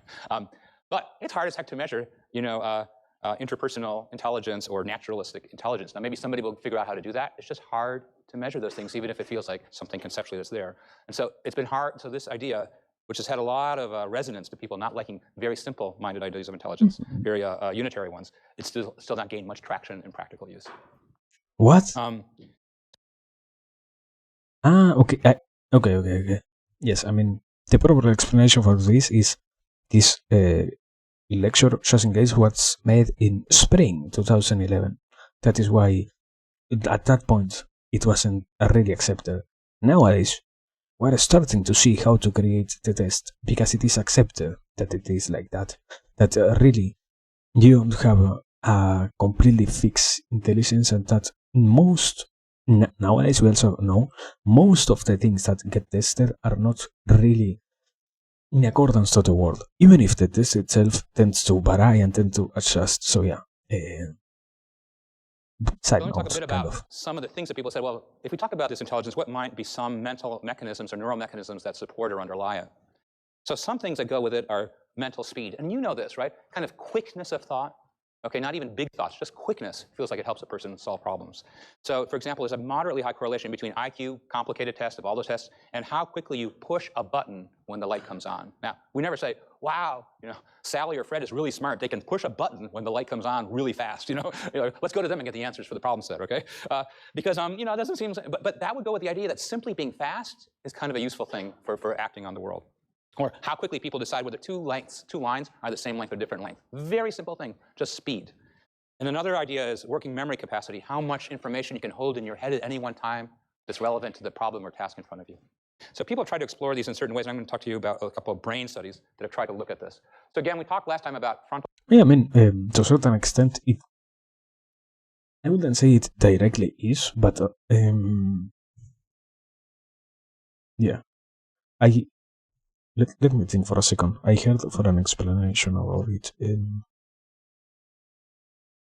Okay, it happens that Jung talked about all of these different concepts, and he mentioned a lot of time ago that people has different types of intelligences, and he noticed that because when you work so much with people you yourself on the flesh, you tend to realize that some people is more capable of some fields than others. And because of his assertions on his experience, he ended up developing a model that was based on that. And nowadays, it kind of happens that the rest of the world is quote-unquote catching up with him, because we see that not only patients, but rather everybody is good at one thing or another. And the problem is also not completely attaching themselves to the Jung model, because was it Jung? I think at this point I can't really. No. Yes, no. Yeah, I have a mess in my head. Too many concepts that I have not properly put tags over them. But if he was also the one who created the archetypes, that is why so far it hasn't been properly integrated with what he tried to explain before. Because the concept of archetypes that I'm pretty sure he developed that, I guess. The archetypes seem to have damaged what would have been a proper basic map towards all of this idea of seeing how you deal with different situations and all of that. But at the very least, yes, in a way, there are some very detailed pathways to keep moving forward and to keep seeing how it is that we can integrate all of these concepts. But yeah, I mean, truly correlated. No, una way to say, no, what are you talking about is they are correlated? Cortex and different parts of it, and especially the dorsolateral prefrontal cortex is involved in thinking. And so people have taken tasks and said, what happens when you think about them? So here's one easy item on the so-called Cattell culture fair test. So, which of these things goes into here? There's harder ones, okay? So you can, okay. Or here's a slightly adapted version of the Raven's progressive matrices. I'll let you think about that for a moment. I don't remember, which is, so you're told here's some rows and columns. One of these 8 answers logically fits in here, and it's your job to figure out which one. Let's see. How do we like 3? I like 3 too, yeah. Does that 3 seem okay? Okay, all right. Okay, and they get, this is a medium hard item on this kind of a test. And then they do these kind of map of results, and they say, this is what's fun about the Ravens test, the item you just saw, which is they sort of look at lots of other tests, so specifically spatial tests, specifically verbal tests, specifically math tests. And they said, if we had to give you one test only, what test would best predict your performance on all the other tests? And the answer is Ravens or IQ tests like that. So of course, if I give you a math test that better predicts your math performance, if I give you a verbal test that better predicts your verbal performance, if I give you a spatial test that better predicts your spatial performance. But if I want to give you one test that gives me the best prediction of your performance on other tests, it's things like these IQ tests that do that. And that's just empirical. That's not an argument about values or what intelligence is. It's just, a lot of the people who work in this field, they don't even care about these arguments. They just say, I just want a test that predicts, okay? It's your job, if you wanted to figure out why it is, this is the genes, environment, education, whatever, I just want a test that predicts. So from that perspective, these tests have a strong history. And what turns on the brain when you solve this kind of a task? Well, frontal cortex a lot, parietal cortex, but especially frontal cortex. So it goes with our idea that thinking is very much tied to prefrontal cortical function. Here's another example of a study that said, let's compare what happens in the brain when you have test items that are hard, which is the outlier one here, that require a lot of G, or items that are easy that require very little G. We'll compare in the brain, what happens when you turn on your G, so to speak. And again, the prominent areas tend to be for both spatial and verbal prefrontal cortex. One more. It's an end-back task. We use that a lot, where your job is letters come on, and in this one, the one back, you say, when do I see a letter that's the same letter as the one before? So for example, say it's a 2 back, sorry. So you see R, R, M, X. This is 2 back because an M occurred 2 items ago. 3 backs are really hard because the letter's going boom, boom, boom, boom. And what's hard about it is the letter in front of you, you have to say, does it match the one I saw 3 letters previously? Plus remember that because it's going to be the target for the one that comes 3 after. It's hard. Okay, I can tell you it's hard. You can be smart. It's pretty hard. And for this task in general, the harder it gets, the more you turn on dorsolateral prefrontal cortex. And so they did this task with students in Washington, St. Louis, related it to performance on the Ravens, and sure enough, in the brain, it's again prefrontal cortex. All right, so a bunch of studies have found all these tests involve a fair bit of the brain, but they seem to really draw upon the capacities that you and I have in prefrontal cortex. And one more note, in brain imaging, when we talk about things, sometimes it's better to have more activation and sometimes less activation, and you have to know the behavior to know that. So whenever you see somebody saying, oh, this person, this group, or whatever had more brain activity or less brain activity, you don't know until you know the rest of the behavior whether more is good or bad. Sometimes when people get really good at something, they use less of their brain because they can do it so efficiently, okay? Mm-hmm. So here's an example of people with lower and higher IQ doing an end-back task, and you can see that the people with lower IQ have much more activation than the people with higher IQ. It's as if these people have to use all their brain resources to accomplish this, and these people only have to use some. It's as if it were that. So. What? Western. The explanation is pretty easy. Sorry for intruding once again on the class. The explanation is pretty easy. It happens that you deal with problems with less energy because you're more capable of dealing with them in a sense of you're... Okay, I don't have a way to not word it negatively. Your brain is more capable of solving those problems. And because you can solve those problems, it is that you don't really have to struggle so much to find a solution. Instead, when you face something that is completely new to you, you first have to completely analyze everything, kind of. In a way, it sadly happens that as living beings, not so sad, but simply nature, as living beings, we have to learn and we have to adapt ourselves to see how it is that we can properly make sense out of the problems. And if your capacities align with a higher spectrum of intelligence, as what was mentioned before, and you're therefore more capable, once again, of integrating all of those things inside of yourself, and even more capable of making sense of out of whatever it is that you learn.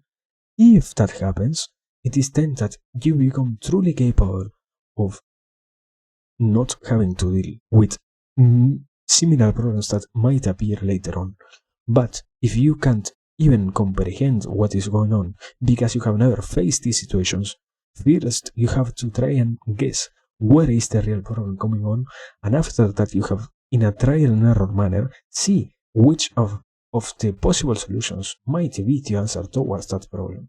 So that is why more activation equals less IQ in this case, and less activation equals more IQ. I don't remember where, but I know I have it. That is the explanation. Thank you. Thank you for coming to my tech talk. Here comes one of the classic topics of the fate of a human. How much is your genes at birth, and how much is the environment that you're in? And if we were really to understand that in a deep scientific way, we would know the genes that are related to intelligence, the experiential factors in the world, family, education, emotional support, and so on, how they interact. All those things we know practically nothing about. I'll show you one tiny example. We know practically nothing about them in any depth at all. So we mostly end up using twin studies to make the best estimates we can, which doesn't tell you what the factors are. It just tells you how much is a twin who's identical more or less alike than a twin who's fraternal. Okay, we'll come back to that. But I do want to tell you a sort of an exciting direction that's slightly getting at the genetic story of this. So you may know, many of you more than I do, about genetics, but single nucleotide polymorphisms are DNA variations. These occur relatively commonly. They're estimated to make up about 90% of human genetic variation, and they're constant from generation to generation. So people have studied a few of these variations among people and related them to performance. So let me remind you of something from last lecture, the Wisconsin card sorting task, where you sorted these cards mysteriously, and we said that if you have a frontal lesion, you do poorly on this task, you get stuck with one kind of problem solving or habit, answer it even when it's wrong in a new circumstance. So what people have done is look at one particular gene that's related to this enzyme that modulates dopamine function in the prefrontal cortex. So it's a risk factor for schizophrenia. It metabolizes dopamine in prefrontal cortex. We vary which version of this gene we have. And here's the performance on the card sorting task. So let me pick these. These are healthy people. If you have this version of the gene, or this pairing, here's your card sorting task going up. So this is kind of amazing that we're close to that, where a single gene variant. Now the score doesn't go up a lot. It accounts a small percent of the variance, but it's one gene having an identifiable correlation with performance on a demanding task. And you can do this NBAC kind of task we just talked about, and then you can look in the brain as people are performing this, divided by which version of this gene they have, and what you get is more activation in the people with this complement than this complement, sort of consistent with the idea they're working harder. There's the same group of people who are performing less well in the card sorting task. Yeah. So there are I explained this unnecessarily, then. Thank you. Some genes have been identified that are associated with what we might call broadly intelligence, but that one gene only accounts for a tiny bit of the overall score on these kinds of things, and we don't know much more about it than that. So how do people even begin to think about nature and nurture? And I like to think about this in two ways. One way is narrowly IQ tests, because there's been so much work in that area, but it's it's a deep question of.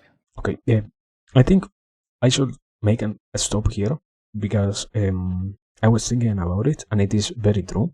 There is some knowledge that is very correlated to what we are seeing over here, that I gained through another class that I was also analyzing on this one on my free time. So I should probably do announce. What the fuck? There is an announce function. What? There it is. I hope I spelled it properly. Yes? Okay, there it is. This one was from, not completely from, I was already trying to watch it. I kind of forgot to continue watching it. So, thanks to Mr. Voitrum for remembering me to do my proper job.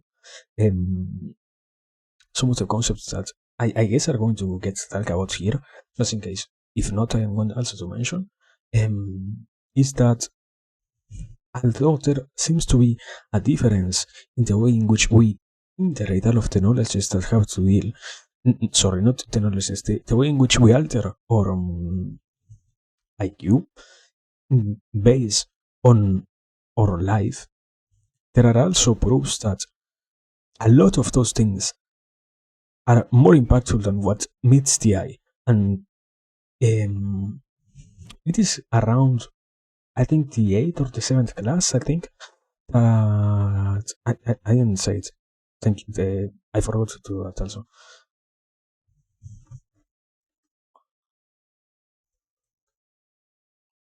There it is. That is the course that I was talking about. Introduction to Neuroscience. That is the one that mentions different ways in which IQ gets altered by things that happen here in, I think it is nurture. So basically that. Interesting to say the least.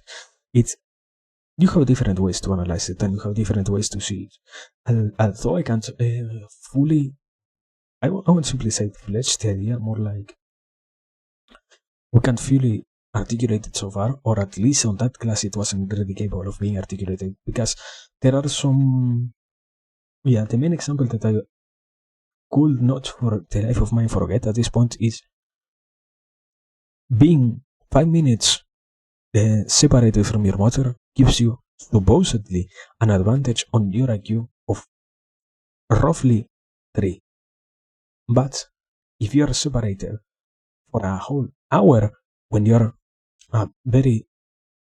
when you're on your weak state, when you're very young as a baby, for hours you lose 10 IQ.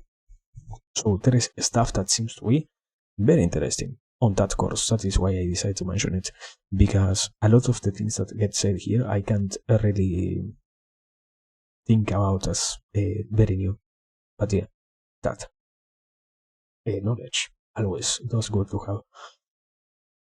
How do we get to be who we are? So again, they mostly look at twin studies, so-called behavioral genetics, and estimated heritability, how much of variation is due to genetics. And I'll come back to this height thing, but to give you a sense, height is thought to be 90% heritable in the US. Okay, tall parents on average will have taller kids, less tall parents, less tall kids. And in twin studies, they contrast monozygotic twins, twins that are identical or have the same genes, with dizygotic ones who share some genes but not nearly as many. Of course, they share the same environment a lot. Have you guys seen the two twins talking to each other video on YouTube? It's all, if you haven't seen it, it's kind of fun. The two twins are babbling, but they're so demonstrative. It's as if they were talking to each other in Babel, right? It's kind of fun if you haven't seen it. It's very cute. Okay. Anyway, and this is, here's again the fraternal twins, and here's the identical twins before they're born. So this has been studied a fair bit. Here's the correlations between IQ scores and people of varying relations. So let's just work down our list. Unrelated persons rear together, so perhaps an adopted person and his or her sibling or something. They're correlated at about, what, 0.2, okay? Foster parent and child, it goes up a little bit.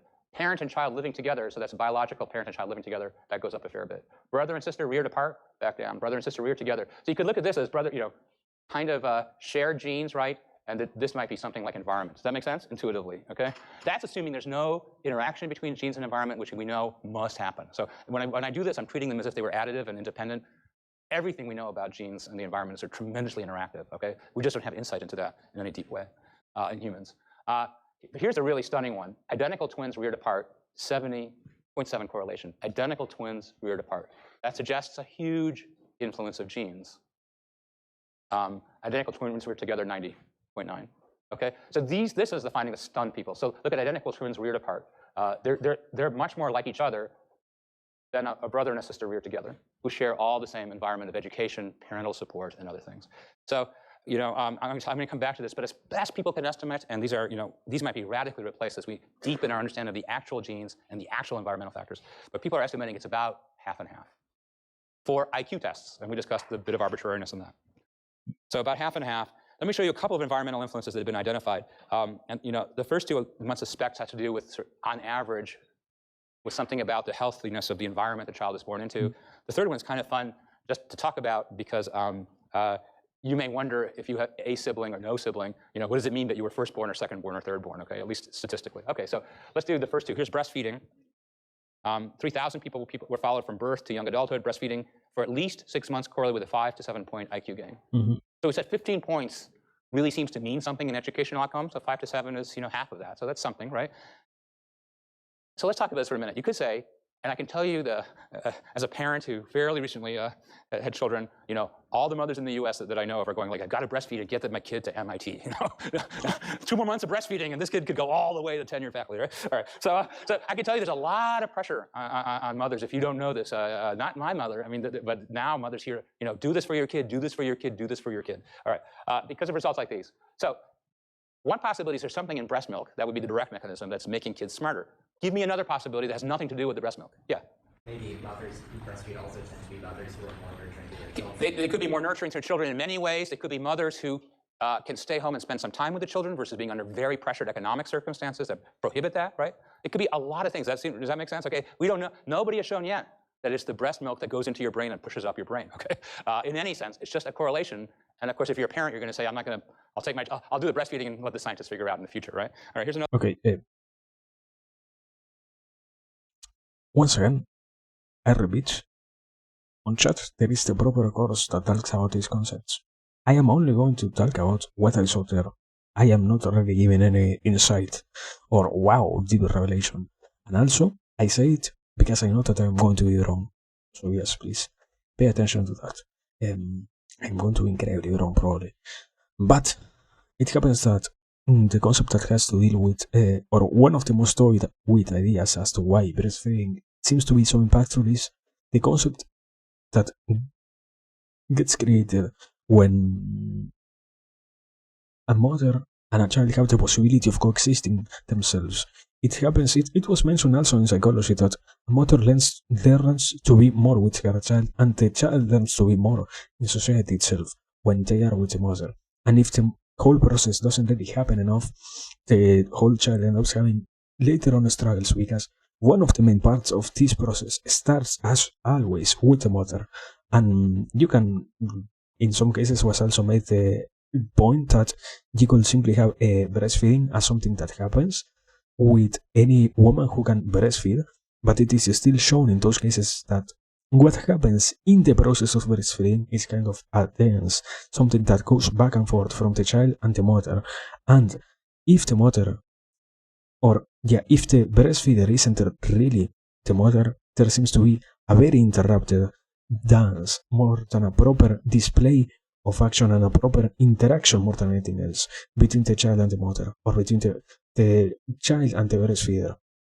So yeah, I mean, if you are not, lactose intolerant, it is always positive to drink milk.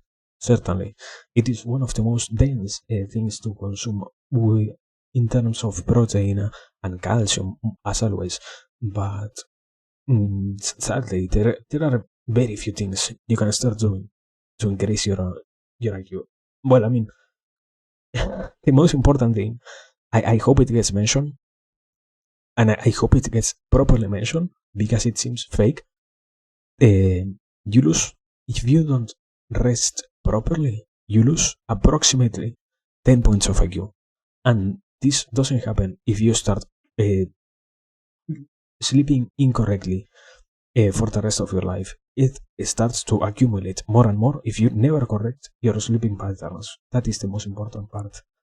There are things that we can do to help our brain to regain the skills that it had or to reach its maximum potential. Sadly, drinking milk isn't one of them, but sleeping properly is. So yeah, knowledge. Always handy to have, I guess, in this case. I don't know. It ended up kind of becoming a lecture for me, I don't know. Let us simply continue. I'm not really making any question interesting. Another one, there's a birth weight. So again, you could say the same thing. I mean, certainly, having very low birth weight is a big risk factor for lots of things. But birth weight, again, goes with many factors in the environment that are supportive for a healthy pregnancy versus not. Okay? So it doesn't mean that it's the birth weight. It could be all the other things that were in the environment during the pregnancy, at birth, and continue on average in the environment of that child throughout their childhood and young education. Does that make sense? Okay? If they're born in a very unsupportive medical environment, they might have a low birth weight. And unless their parents win the lottery or something, they're likely to be in a difficult environment for all their educational years to come. So people have tried to make clear, because it's so easy to get into sort of little mental traps on genes versus environment, how genetic diversity affects heritability. So there's a couple different ways to do it. Let's do this one. So imagine you had cloned tomato plants. That means they all have the exact same genes in this hypothetical example, but somebody has poor soil, somebody has good soil. Well, you get big differences, and the heritability will be 0, right? Environment can have huge influences. But if you have genetically diverse plants, then you're going to have an interaction. So some plants will do OK even in poor soil. Some plants will do most spectacularly in good soil and less spectacularly, like environment by genes interactions. And you can see this in so many different ways. And here's one example. So we said height is 90% heritable within a society. But Japanese men in the US, people with Japanese extract, are 3 inches taller than people in Japan. Okay, so they still have whatever Japanese genes are. They have Japanese genes, but they're in the U.S. getting the U.S. diet of McDonald's, and that's pushing them up, 3 inches. Okay, so what do we mean by heritable? So it's just what do we? Height is heritable, but environment is a big part of the story. Okay, so it's just both. I mean, now here's a fun study. And a reason that if you're a younger sibling and you desperately want 2 IQ points, you might knock off your older sibling, all right? I don't recommend this. This is tongue-in-cheek, all right? But it's a kind of a fun study just thinking about birth order, more in a fun way. Look at the whole thing we're talking about from 99 to 104, so it's 5 points we're talking about. Right? But in some countries, they sort of test everybody going into the military, and this was done, I think this was done in Denmark, right? And what they said is, here's first person. Here's somebody who had, these are all children. These are the IQ scores. And this is the IQ scores that you would have, but what happens if your older sibling has passed away, sadly? You get those points. And here's a person whose older sibling and older sibling passed away, and they move up those points. That is, if you're a younger sibling, you have a few lower IQ points, okay? It's on average. But kind of strikingly, if your older sibling passes away, sadly, you seem to get those IQ points as you move up the birth order. Yeah. Yes. Yeah, when they're young. Yeah, so it's too late. Sorry, for all of you in here, too late, okay? All right. But it's only a couple points also. But this got into science because people are always wondering about, there's a huge curiosity about birth order, consequences. So here's a person, anyway, okay. It makes me nervous. Sorry. So, but let's talk a little bit about birth order again, because there's a second really interesting point. So here's Raven's score, and here's if you're a lone child, one of 2, the second of 2 children, the third of 3, the fourth of 4, the 8th of 8, the 9th of 9th. You can see the scores keep going down. It's not dramatic, but larger families, and you can have a million ideas about why that would be.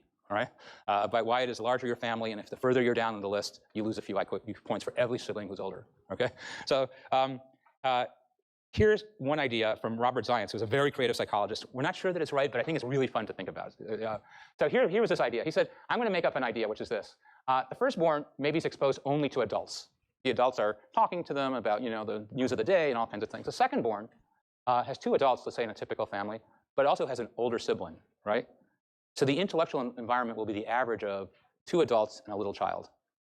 The next one and so on. So he said you could do a kind of a formula, which is like this. Pretend the 2 parents are each 30. And you're born, we'll call your family intellectual stimulating environment 30, because we'll add up the ages and divide by the number of people in the family. That make sense? This is not meant to be a real formula, okay? It's just a conceptual playing out. And then he said, okay, now you have the 2 parents, and you have a 4-year-old sibling, because you're the second born. So now it's 4 of you. We divide by 4, and we'll say the average intellectual thing in the family is 16. By the time the next child comes along, a 7-year-old sibling, a 3-year-old sibling, divide by 5, and the average intellectual environment is 14. Here's the idea.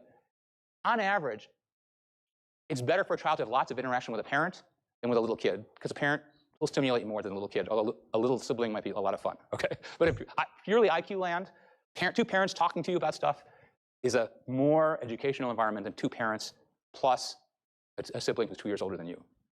Because the 2-year-old can't help, no matter how smart he or she is, they can't talk with you like an adult. This is the thought. And now, here's the really fun observation. And again, we don't really know if this is exactly right, but every year, if you're around issues of education, there's test scores that different states have. And if the test scores go up, you have taken high-stakes tests, right, in high schools and grade schools and stuff. Okay. If the test scores goes up, everybody goes, oh, re-elect us because we're awesome administration and our test scores are going up, we're doing everything right, right? If the test scores go down, they go, oh, throw the bums out of the administration, their kids are watching too much MTV, turn off that computer and so on, right? Everybody gets the test scores and they figure out, who's good and who's bad, right? Parents, teachers, school systems, politicians, whatever. Zients says, and this is kind of an interesting thought, he says, no, he can predict whether its scores will go up or down simply by, on average in a given year, whether there are more firstborns or secondborns or thirdborns. That if he just takes a population average of every kid, the moment they're born, he can predict years later where the scores go. And so here's the scores in Iowa of the actual scores. They're going up and down. So you can imagine scores are going down. Everybody's really upset about, kids who don't study and teachers who don't teach and parents who don't parent, right? Scores are going up and the kids are awesome, the teachers are awesome, the parents are awesome, because that's who gets the credit, right? And he's saying, this is my prediction here based simply on the number, for a given birth year, the average number of older children in your family. Okay, that's it. And look how well that tracks. It's unbelievable, right? So it just makes you rethink that so often when we get information about society of what's going on, this may or not be right, or this may be right or wrong, but we don't really know what's going on. There's all kinds of huge things out there in the world that aren't the easiest things to blame or give credit to, right? Okay, so there's relatively small differences, but they seem to track interestingly in the number of siblings you have who are older than you.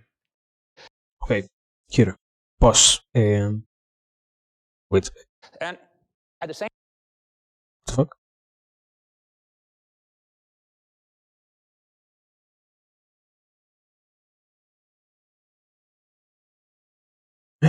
Same time, this idea of parental exposure to language, there's this widely studied study from Hart and Risley.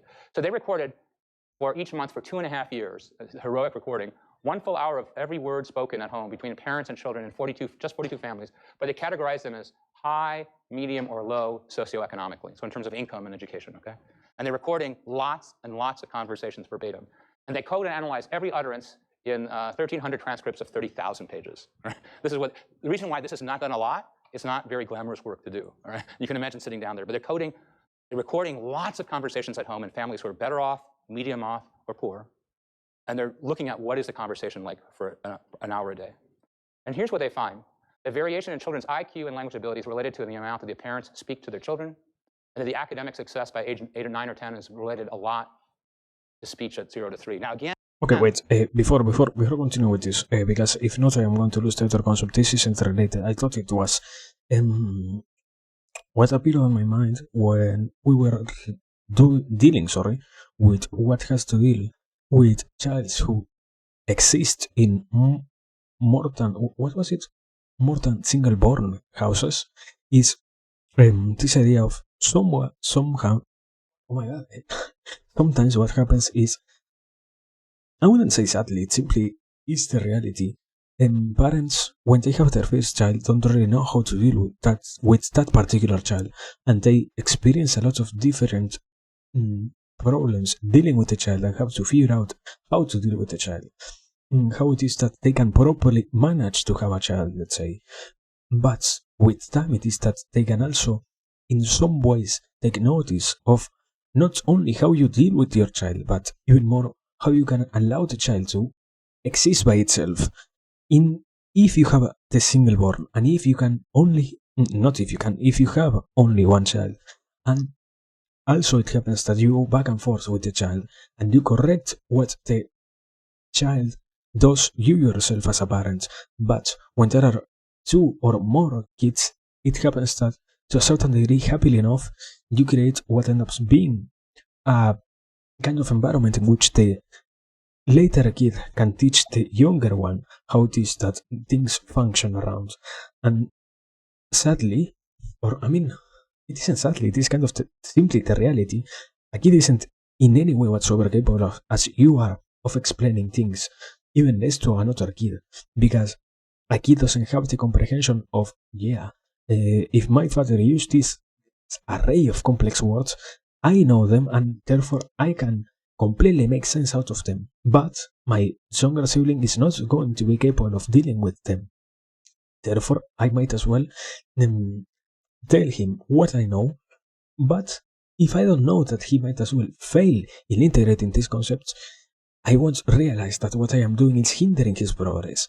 And when you allow this thing to happen, it is true that yes, there is a very big difference in IQ between childs, but at the same time, if you were to take notice of this possibility, and if you were to raise your child with quote-unquote the same amount of attention that they require at all times, it is then that in those instances, you can let those childs be the ones who can properly acquire as much, in this case, we're simply talking about IQ, as much IQ as they can.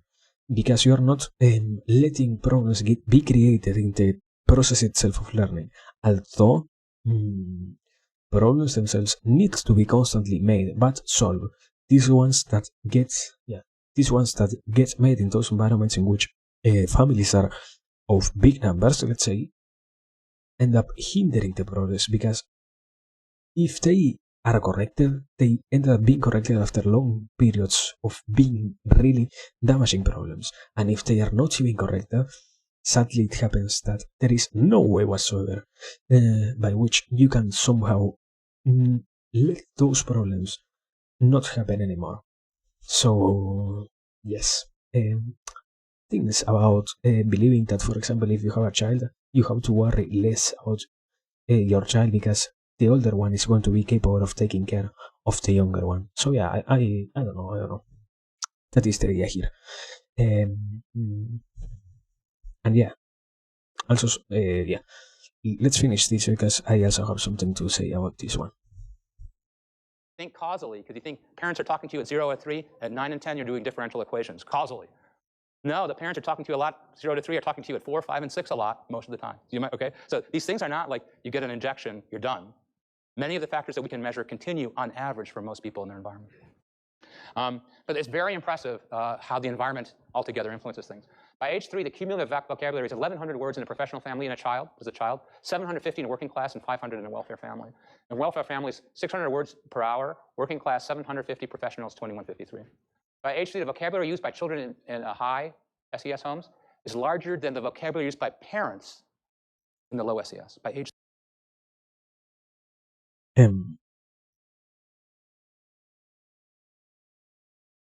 I have a question, short question. How is this being influenced by this new wave of parents having phones and moving from communicating themselves with one another verbally to the usage of messages, therefore not allowing the child to hear those conversations? Huh? Question? Is it something to worry about? I mean, I don't know. It seems rather dreadful. I don't know. Larger vocabulary. This is just telling you the incredible cumulative power of strong environmental influences, because it's unbelievably multiplicative. It's every day, all day long, if you're in an environment that's supportive or an environment that's not, okay? It's not one shot. It's every day, multiply, multiply, multiply. 300 words more per hour for professional and welfare families. Extrapolate to a year. A child in a professional family hears 11 million words versus 3 million in a welfare family. And strong correlation with IQ scores by age 9. So very huge differences in what children are exposed to at home, and they correlate highly with these IQ things.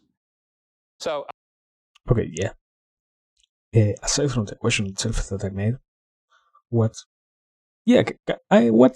kind of properly covered. It happens also that those who live in professional environments and those who can allow themselves to have more complex conversations, something that gets born out of simply having conversations that it's themselves, is that language tends to evolve to a form of bigger complexity. And when you find yourself that you have to utilize more words, sadly it happens that to a certain extent you also, if you don't integrate those knowledges, at the very least, you know that you can properly display more, at the very, very least. And even more adding that, or adding into that the concept of you seeing how useful it is to allow bigger new words to encapsulate older meanings, or more than simply one older meaning into itself, it is that you end up creating conversations that carry more meaning by itself. And it is also something that shapes the conversations. In this case, it deals with the kid itself also noticing, not directly, because as it was said, the kid doesn't really get talked to that much. It is a child who supposedly isn't even capable of talking in any way whatsoever. Yet you can, in some ways, notice how much of an importance it has to constantly be talking. So yeah, the point was maybe in a kind of experimental way, to see how much an incredibly crazy amount of talking can influence a child. because it was said here that yes, the more the parents talk, the more the child understands. And the best example was the one of the child from a very well-doing family was more well-versed with words than the parents of the less well-doing ones. So yeah, I don't know. Crazy. Let's continue. So the literature is that on average, the IQ scores that children have around 9 or 10 correlate pretty well with ones they'll have for the rest of their lives. Before that, it's extremely jumps around. We don't know why, but that's just the finding. By the time you're 9 or 10, whatever you have, on average, tends to hang in there. You know, if you're 100 at 10, you'll tend to be 100 at 20. If you're 120 at 10, you'll tend to be 120 at 20. Does that make sense? Okay. Roughly. So there's been a lot of interest and evidence about whether you can change your IQ as an adult. So here's one study that got a lot of attention because it was kind of interesting in that way. So they did a complicated task like this, where it's this NBAC task. Simultaneously, you hear letters, and you see little spatial locations like this. And every time something matched 2 items ago, you would push a button. So you're hearing them at the same time. And if you hear a letter that was 2 letters ago, you push a button. Or same spatial location, you push one. It's pretty hard. They took 34 adults. They trained them from 8 to 19 days, so less than a month. Skipped weekends, 25 minutes a day. So only half an hour a day. They trained on this, and then they tested them on some of these widely used IQ types of measures. Here's a performance on the task itself getting better and better. Okay, that's not surprising. And the more they practice, the higher they got. So if you practice really hard at something, you get better at doing it. That's not the thing they were interested in. They were interested in this. Here's the IQ scores before they were trained. The IQ scores, they didn't practice the IQ test. And here's the IQ ones afterwards. This is the control group who did nothing. This is the group that did the mental practice. Yeah. And you can see they pushed up their IQ scores. Not a lot, but it was only 20 minutes a day for less than a month. So these kinds of studies really intrigue people in 2 ways. And the more training you got, the more your IQ score went up, the more weeks you did this. Because A, maybe we could push up IQ scores if that's important to push up. This is a big decision. Even when you're an adult, what if you did more than 20 minutes a day for 3 weeks? And B, maybe we could push up everybody's IQ score who needed help in that with the right kind of training, at any age. So a lot of interest in that.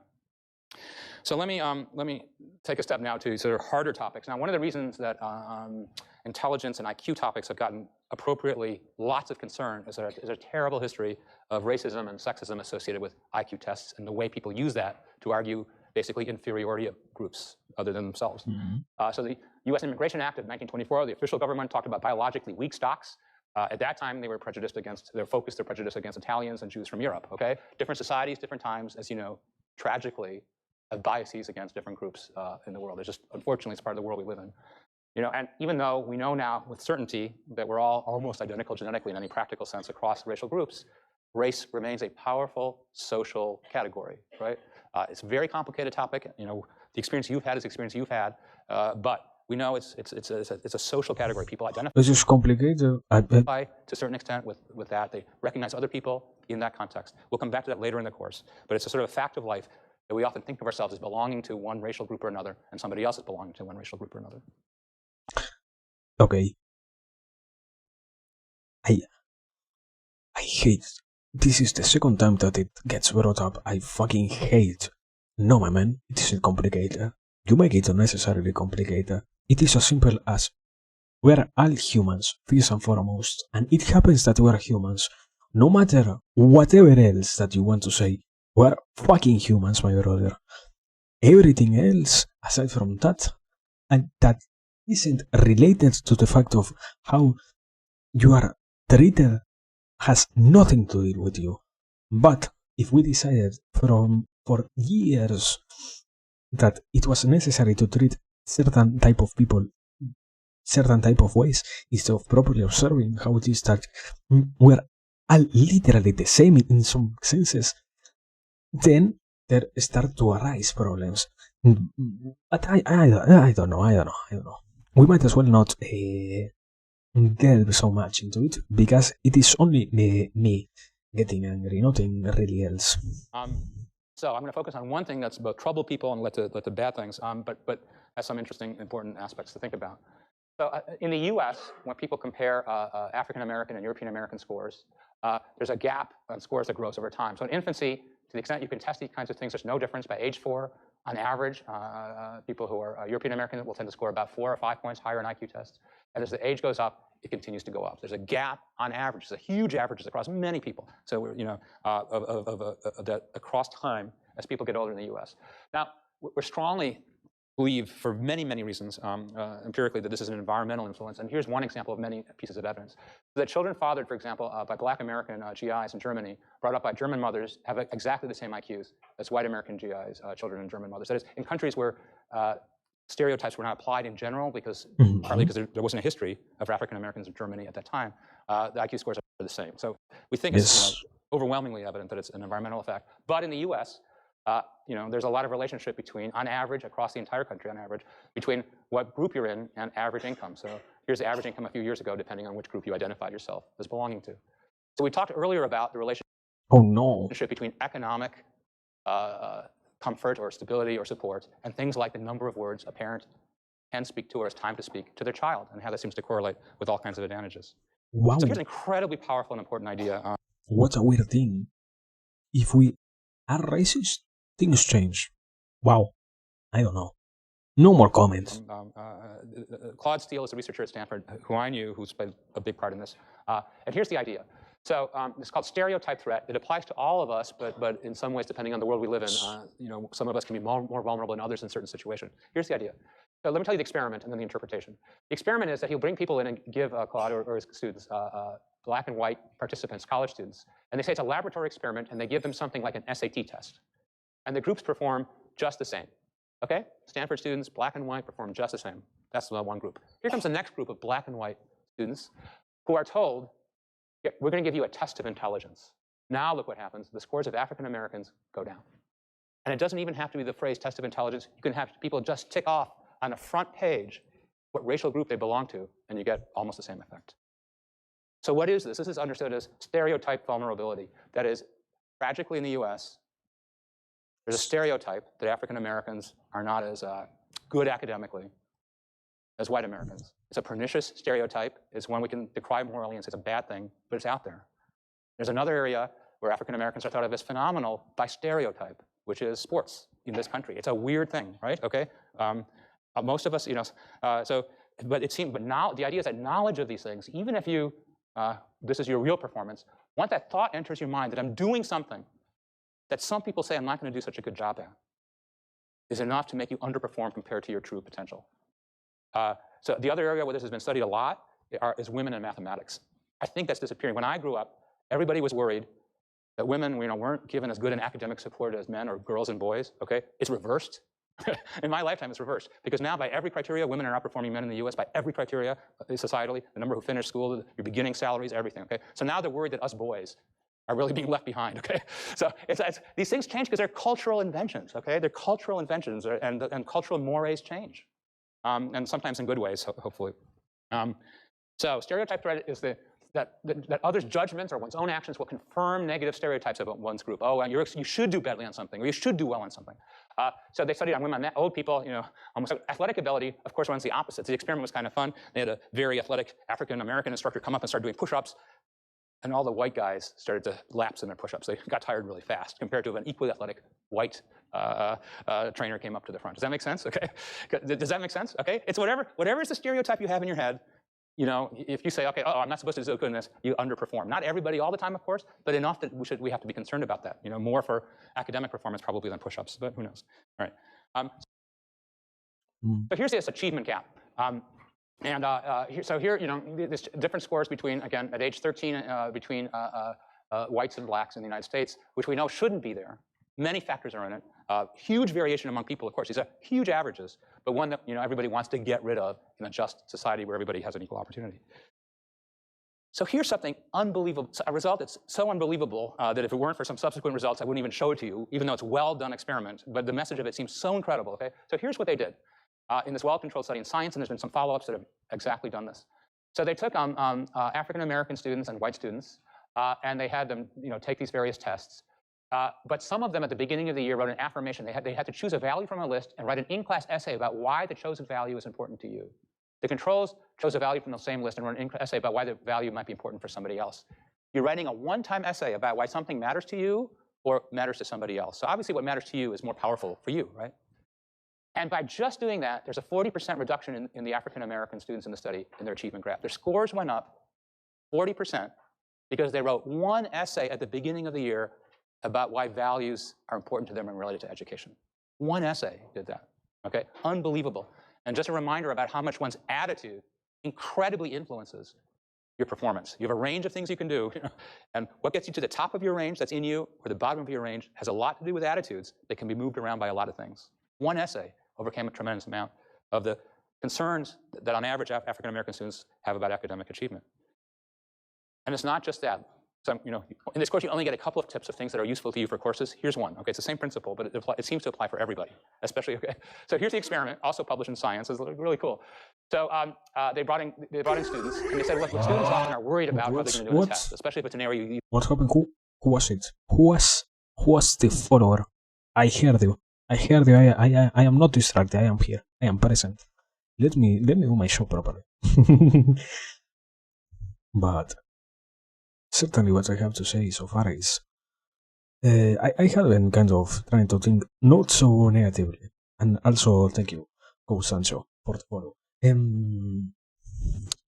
Trying to not think so negatively about what to say, because completely true that sadly these topics seem to be surrounded by unnecessary tenderness, let's say like that. And what goes to become of this is, crazy enough, what was said before was the best approach. Simply to show yourself what is it that you're dealing with, and even more, to be capable of properly observing the different things that exist in your environment, because it sounds kind of easy to say simply affirmations. It goes a little bit deeper into the field of you have to be conscious about what is it that really is succeeding or not, what is it that you're doing, and what is it that becomes of you when you try to work towards any particular goal. What is it that you're doing, and what is it that you will do. And when you can, although you know what your limitations are, and although you can, to a certain degree, probably hate but still accept stereotypes that affect your existence, if you're capable of overcoming them, you end up being as equally capable as everybody else, or even more capable to a certain extent than anybody who pays attention to their environment, because you yourself are dealing with the problems that everybody else has to deal with, but you're dealing with them, let's say, in an earlier stage, and you're in some cases even confronting them, things that people doesn't even want to do. So that is why it is such a beneficial thing to try and reaffirm to yourself that you are capable of doing something. Because sometimes if you let preconceived notions, given notions about, I don't know, to not make it so about race, even families, if your family is believed to be underperforming or overperforming, if you let those things not affect you, because you deal with those stereotypes, you accept that they exist, and you still decide to focus on what you want for yourself and clarify it, as it was said here, to yourself, it is in that instance that you can keep moving and accept them and let them be integrated into your life.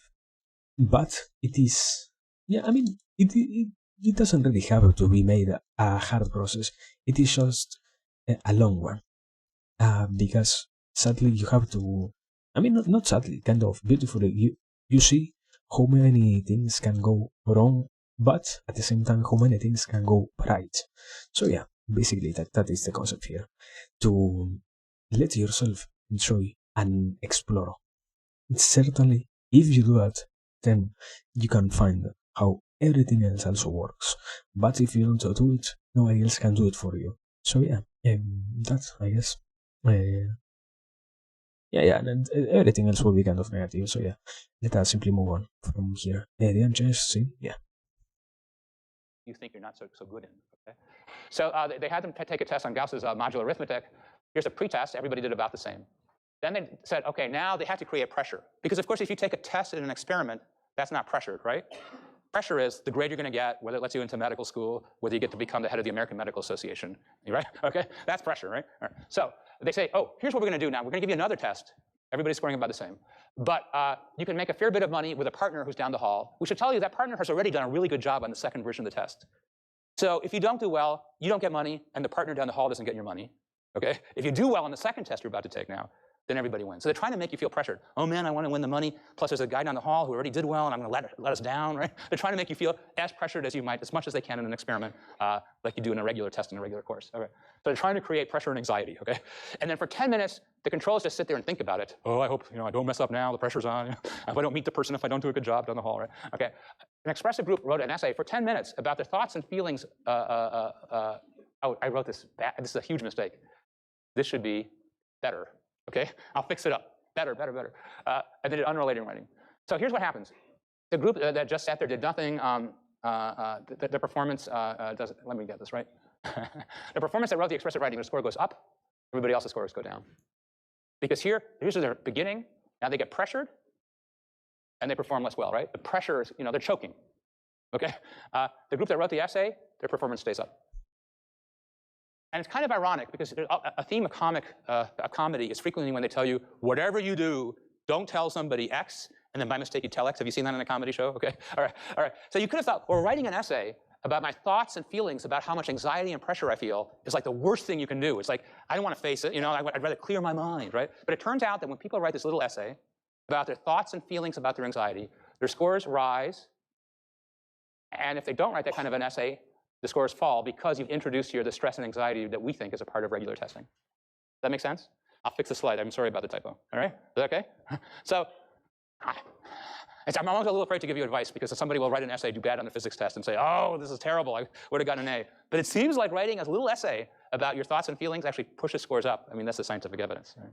But again, it's just a reminder of how powerful feelings and attitudes are, whether they're in us or visited on us by the world, in how well we perform within the range of performance that there within us to start with. I have two more points. So we talked a little bit about entity versus growth. People who believe that wait. I don't know if I already talked about it here. I have mentioned it before, yes, but it always is a nice thing to, because it is completely on point.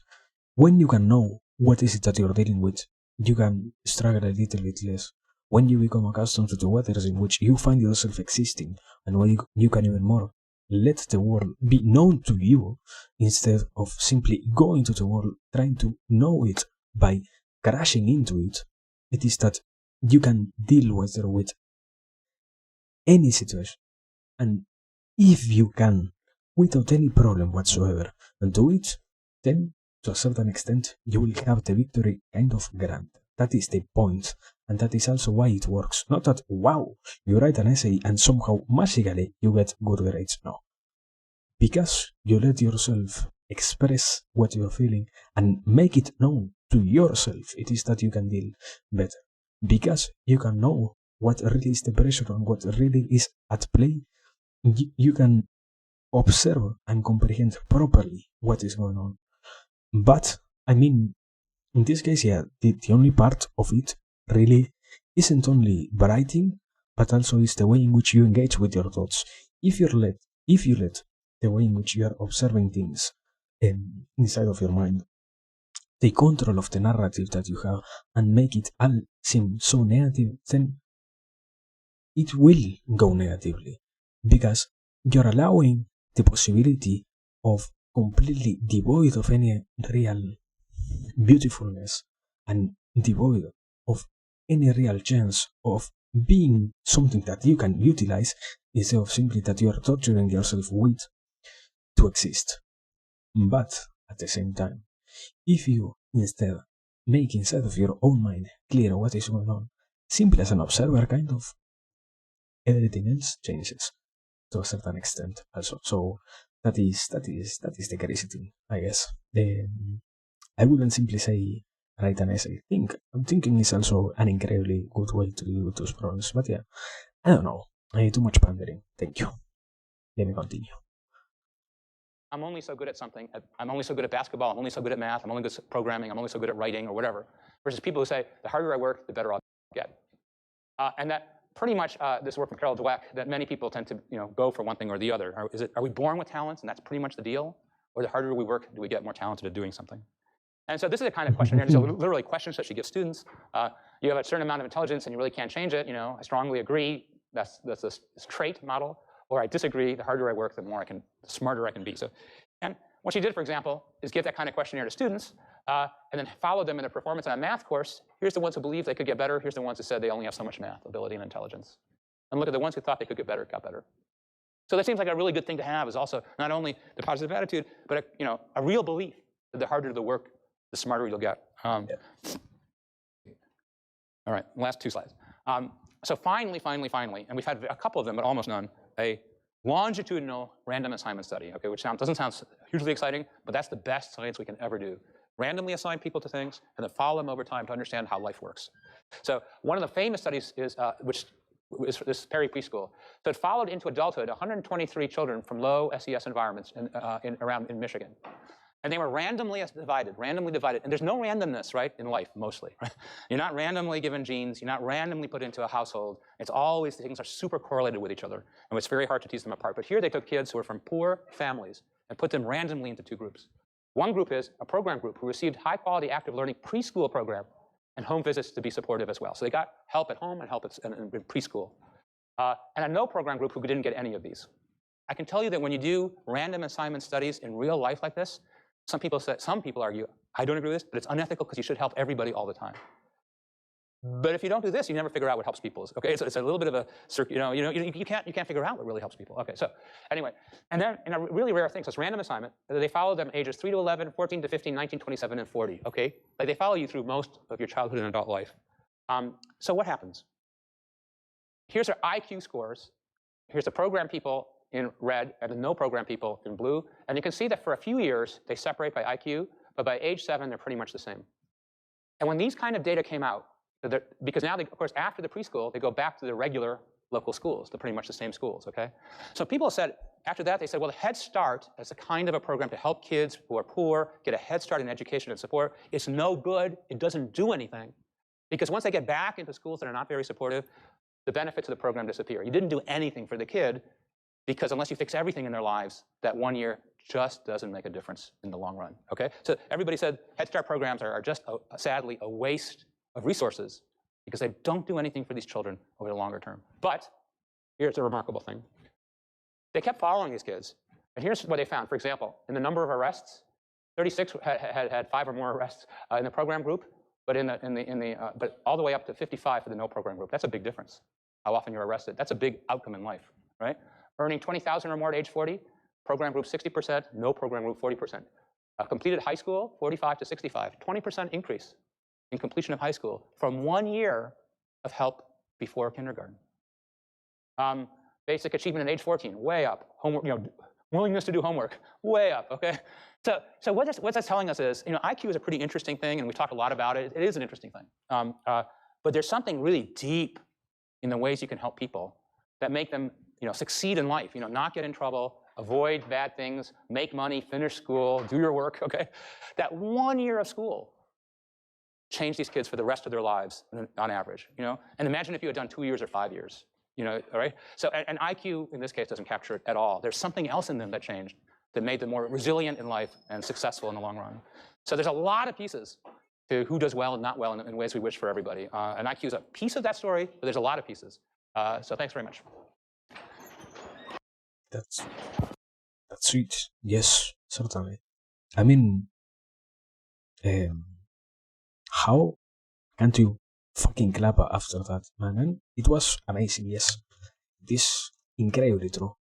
The amount of help that can do something that might seem incredibly tiny is incomparable to anything else. And yes, in that same sense, I mean, sadly, it simply doesn't happen just like that. It also has to deal with every single part of life.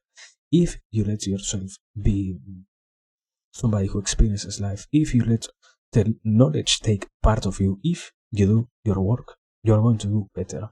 But if you can see a reason as to why you should do it, if you don't see a reason as to why things should go the way in which they should go, if you don't see any particular objective, if you don't have things set for yourself, then yes, things get incredibly unnecessarily harder.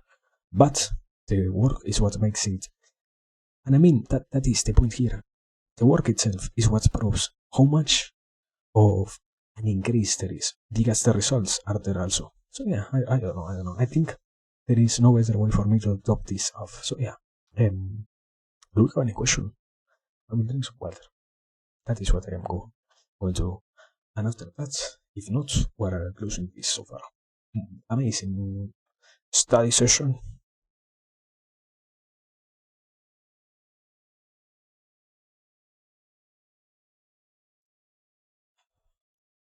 Very well. Amazing. Yes, certainly amazing. As always, a nice lecture to have. So, I think yeah, this is so far everything. No wait, there it is. I didn't mute the clock. So yeah, sorry.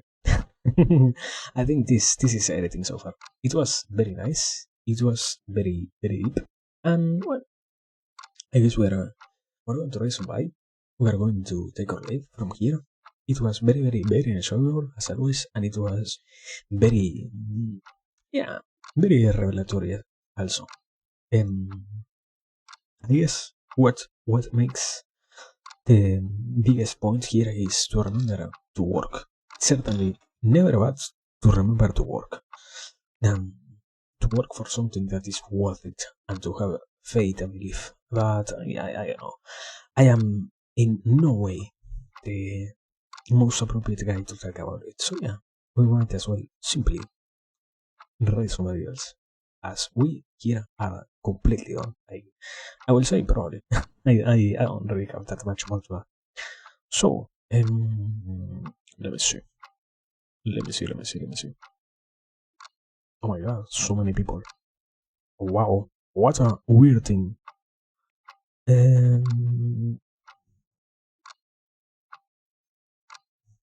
don't know. Too many people, maybe. Maybe too many people. Do we have to think that? Do we have to confirm that idea that there might be too many people streaming all at once? Why is internet so alive? And why I prefer the theory of internet being dead? Anyways, yeah, we're going to resume. Certainly, yes. Sorry for not reading chat while I was trying to search for somebody to read. Certainly, yeah, I can completely agree. People is interesting, and the ideas are even more good. So yeah, let us now taking into consideration even more the lack that we have of talking about him before. Let us go and raid a void room, or friend void room, or man void room. He is right now. What is he doing? He's playing what? Killer is dead. So yeah. As always, thanks for being here. Let me. I almost read the game category. So, there it is. As I said, thanks for being here, everybody. It was a very enjoyable experience. It was a very good one, I would say. And well, we have earned the pleasure of living here with a smile, living here with hope. So, we know what we have to do. Not really that much more to add. As always, stay nice, stay good, stay hopeful, people, please. Keep working on whatever it is that you want, keep doing whatever it is that you enjoy. And well, now as I said also, we're going to leave. Not even sadly, because that is simply the course of action of here. Whenever we can, we're going to get back here to do what, I don't know, but we're going to do that. Tomorrow there is something special. Probably. But anyways, aside from that, even if we don't have the possibility of getting back here, we still enjoyed pretty much what happened today. So yeah, as always, thanks for everything, people. Stay nice, stay good, stay hopeful. Please stay hopeful, stay trusting in the process, as one would say. And yeah, now we are going to raid Who Void Room doing Killer is there. Thanks, goodbye, people, and raid. Raid. Bow.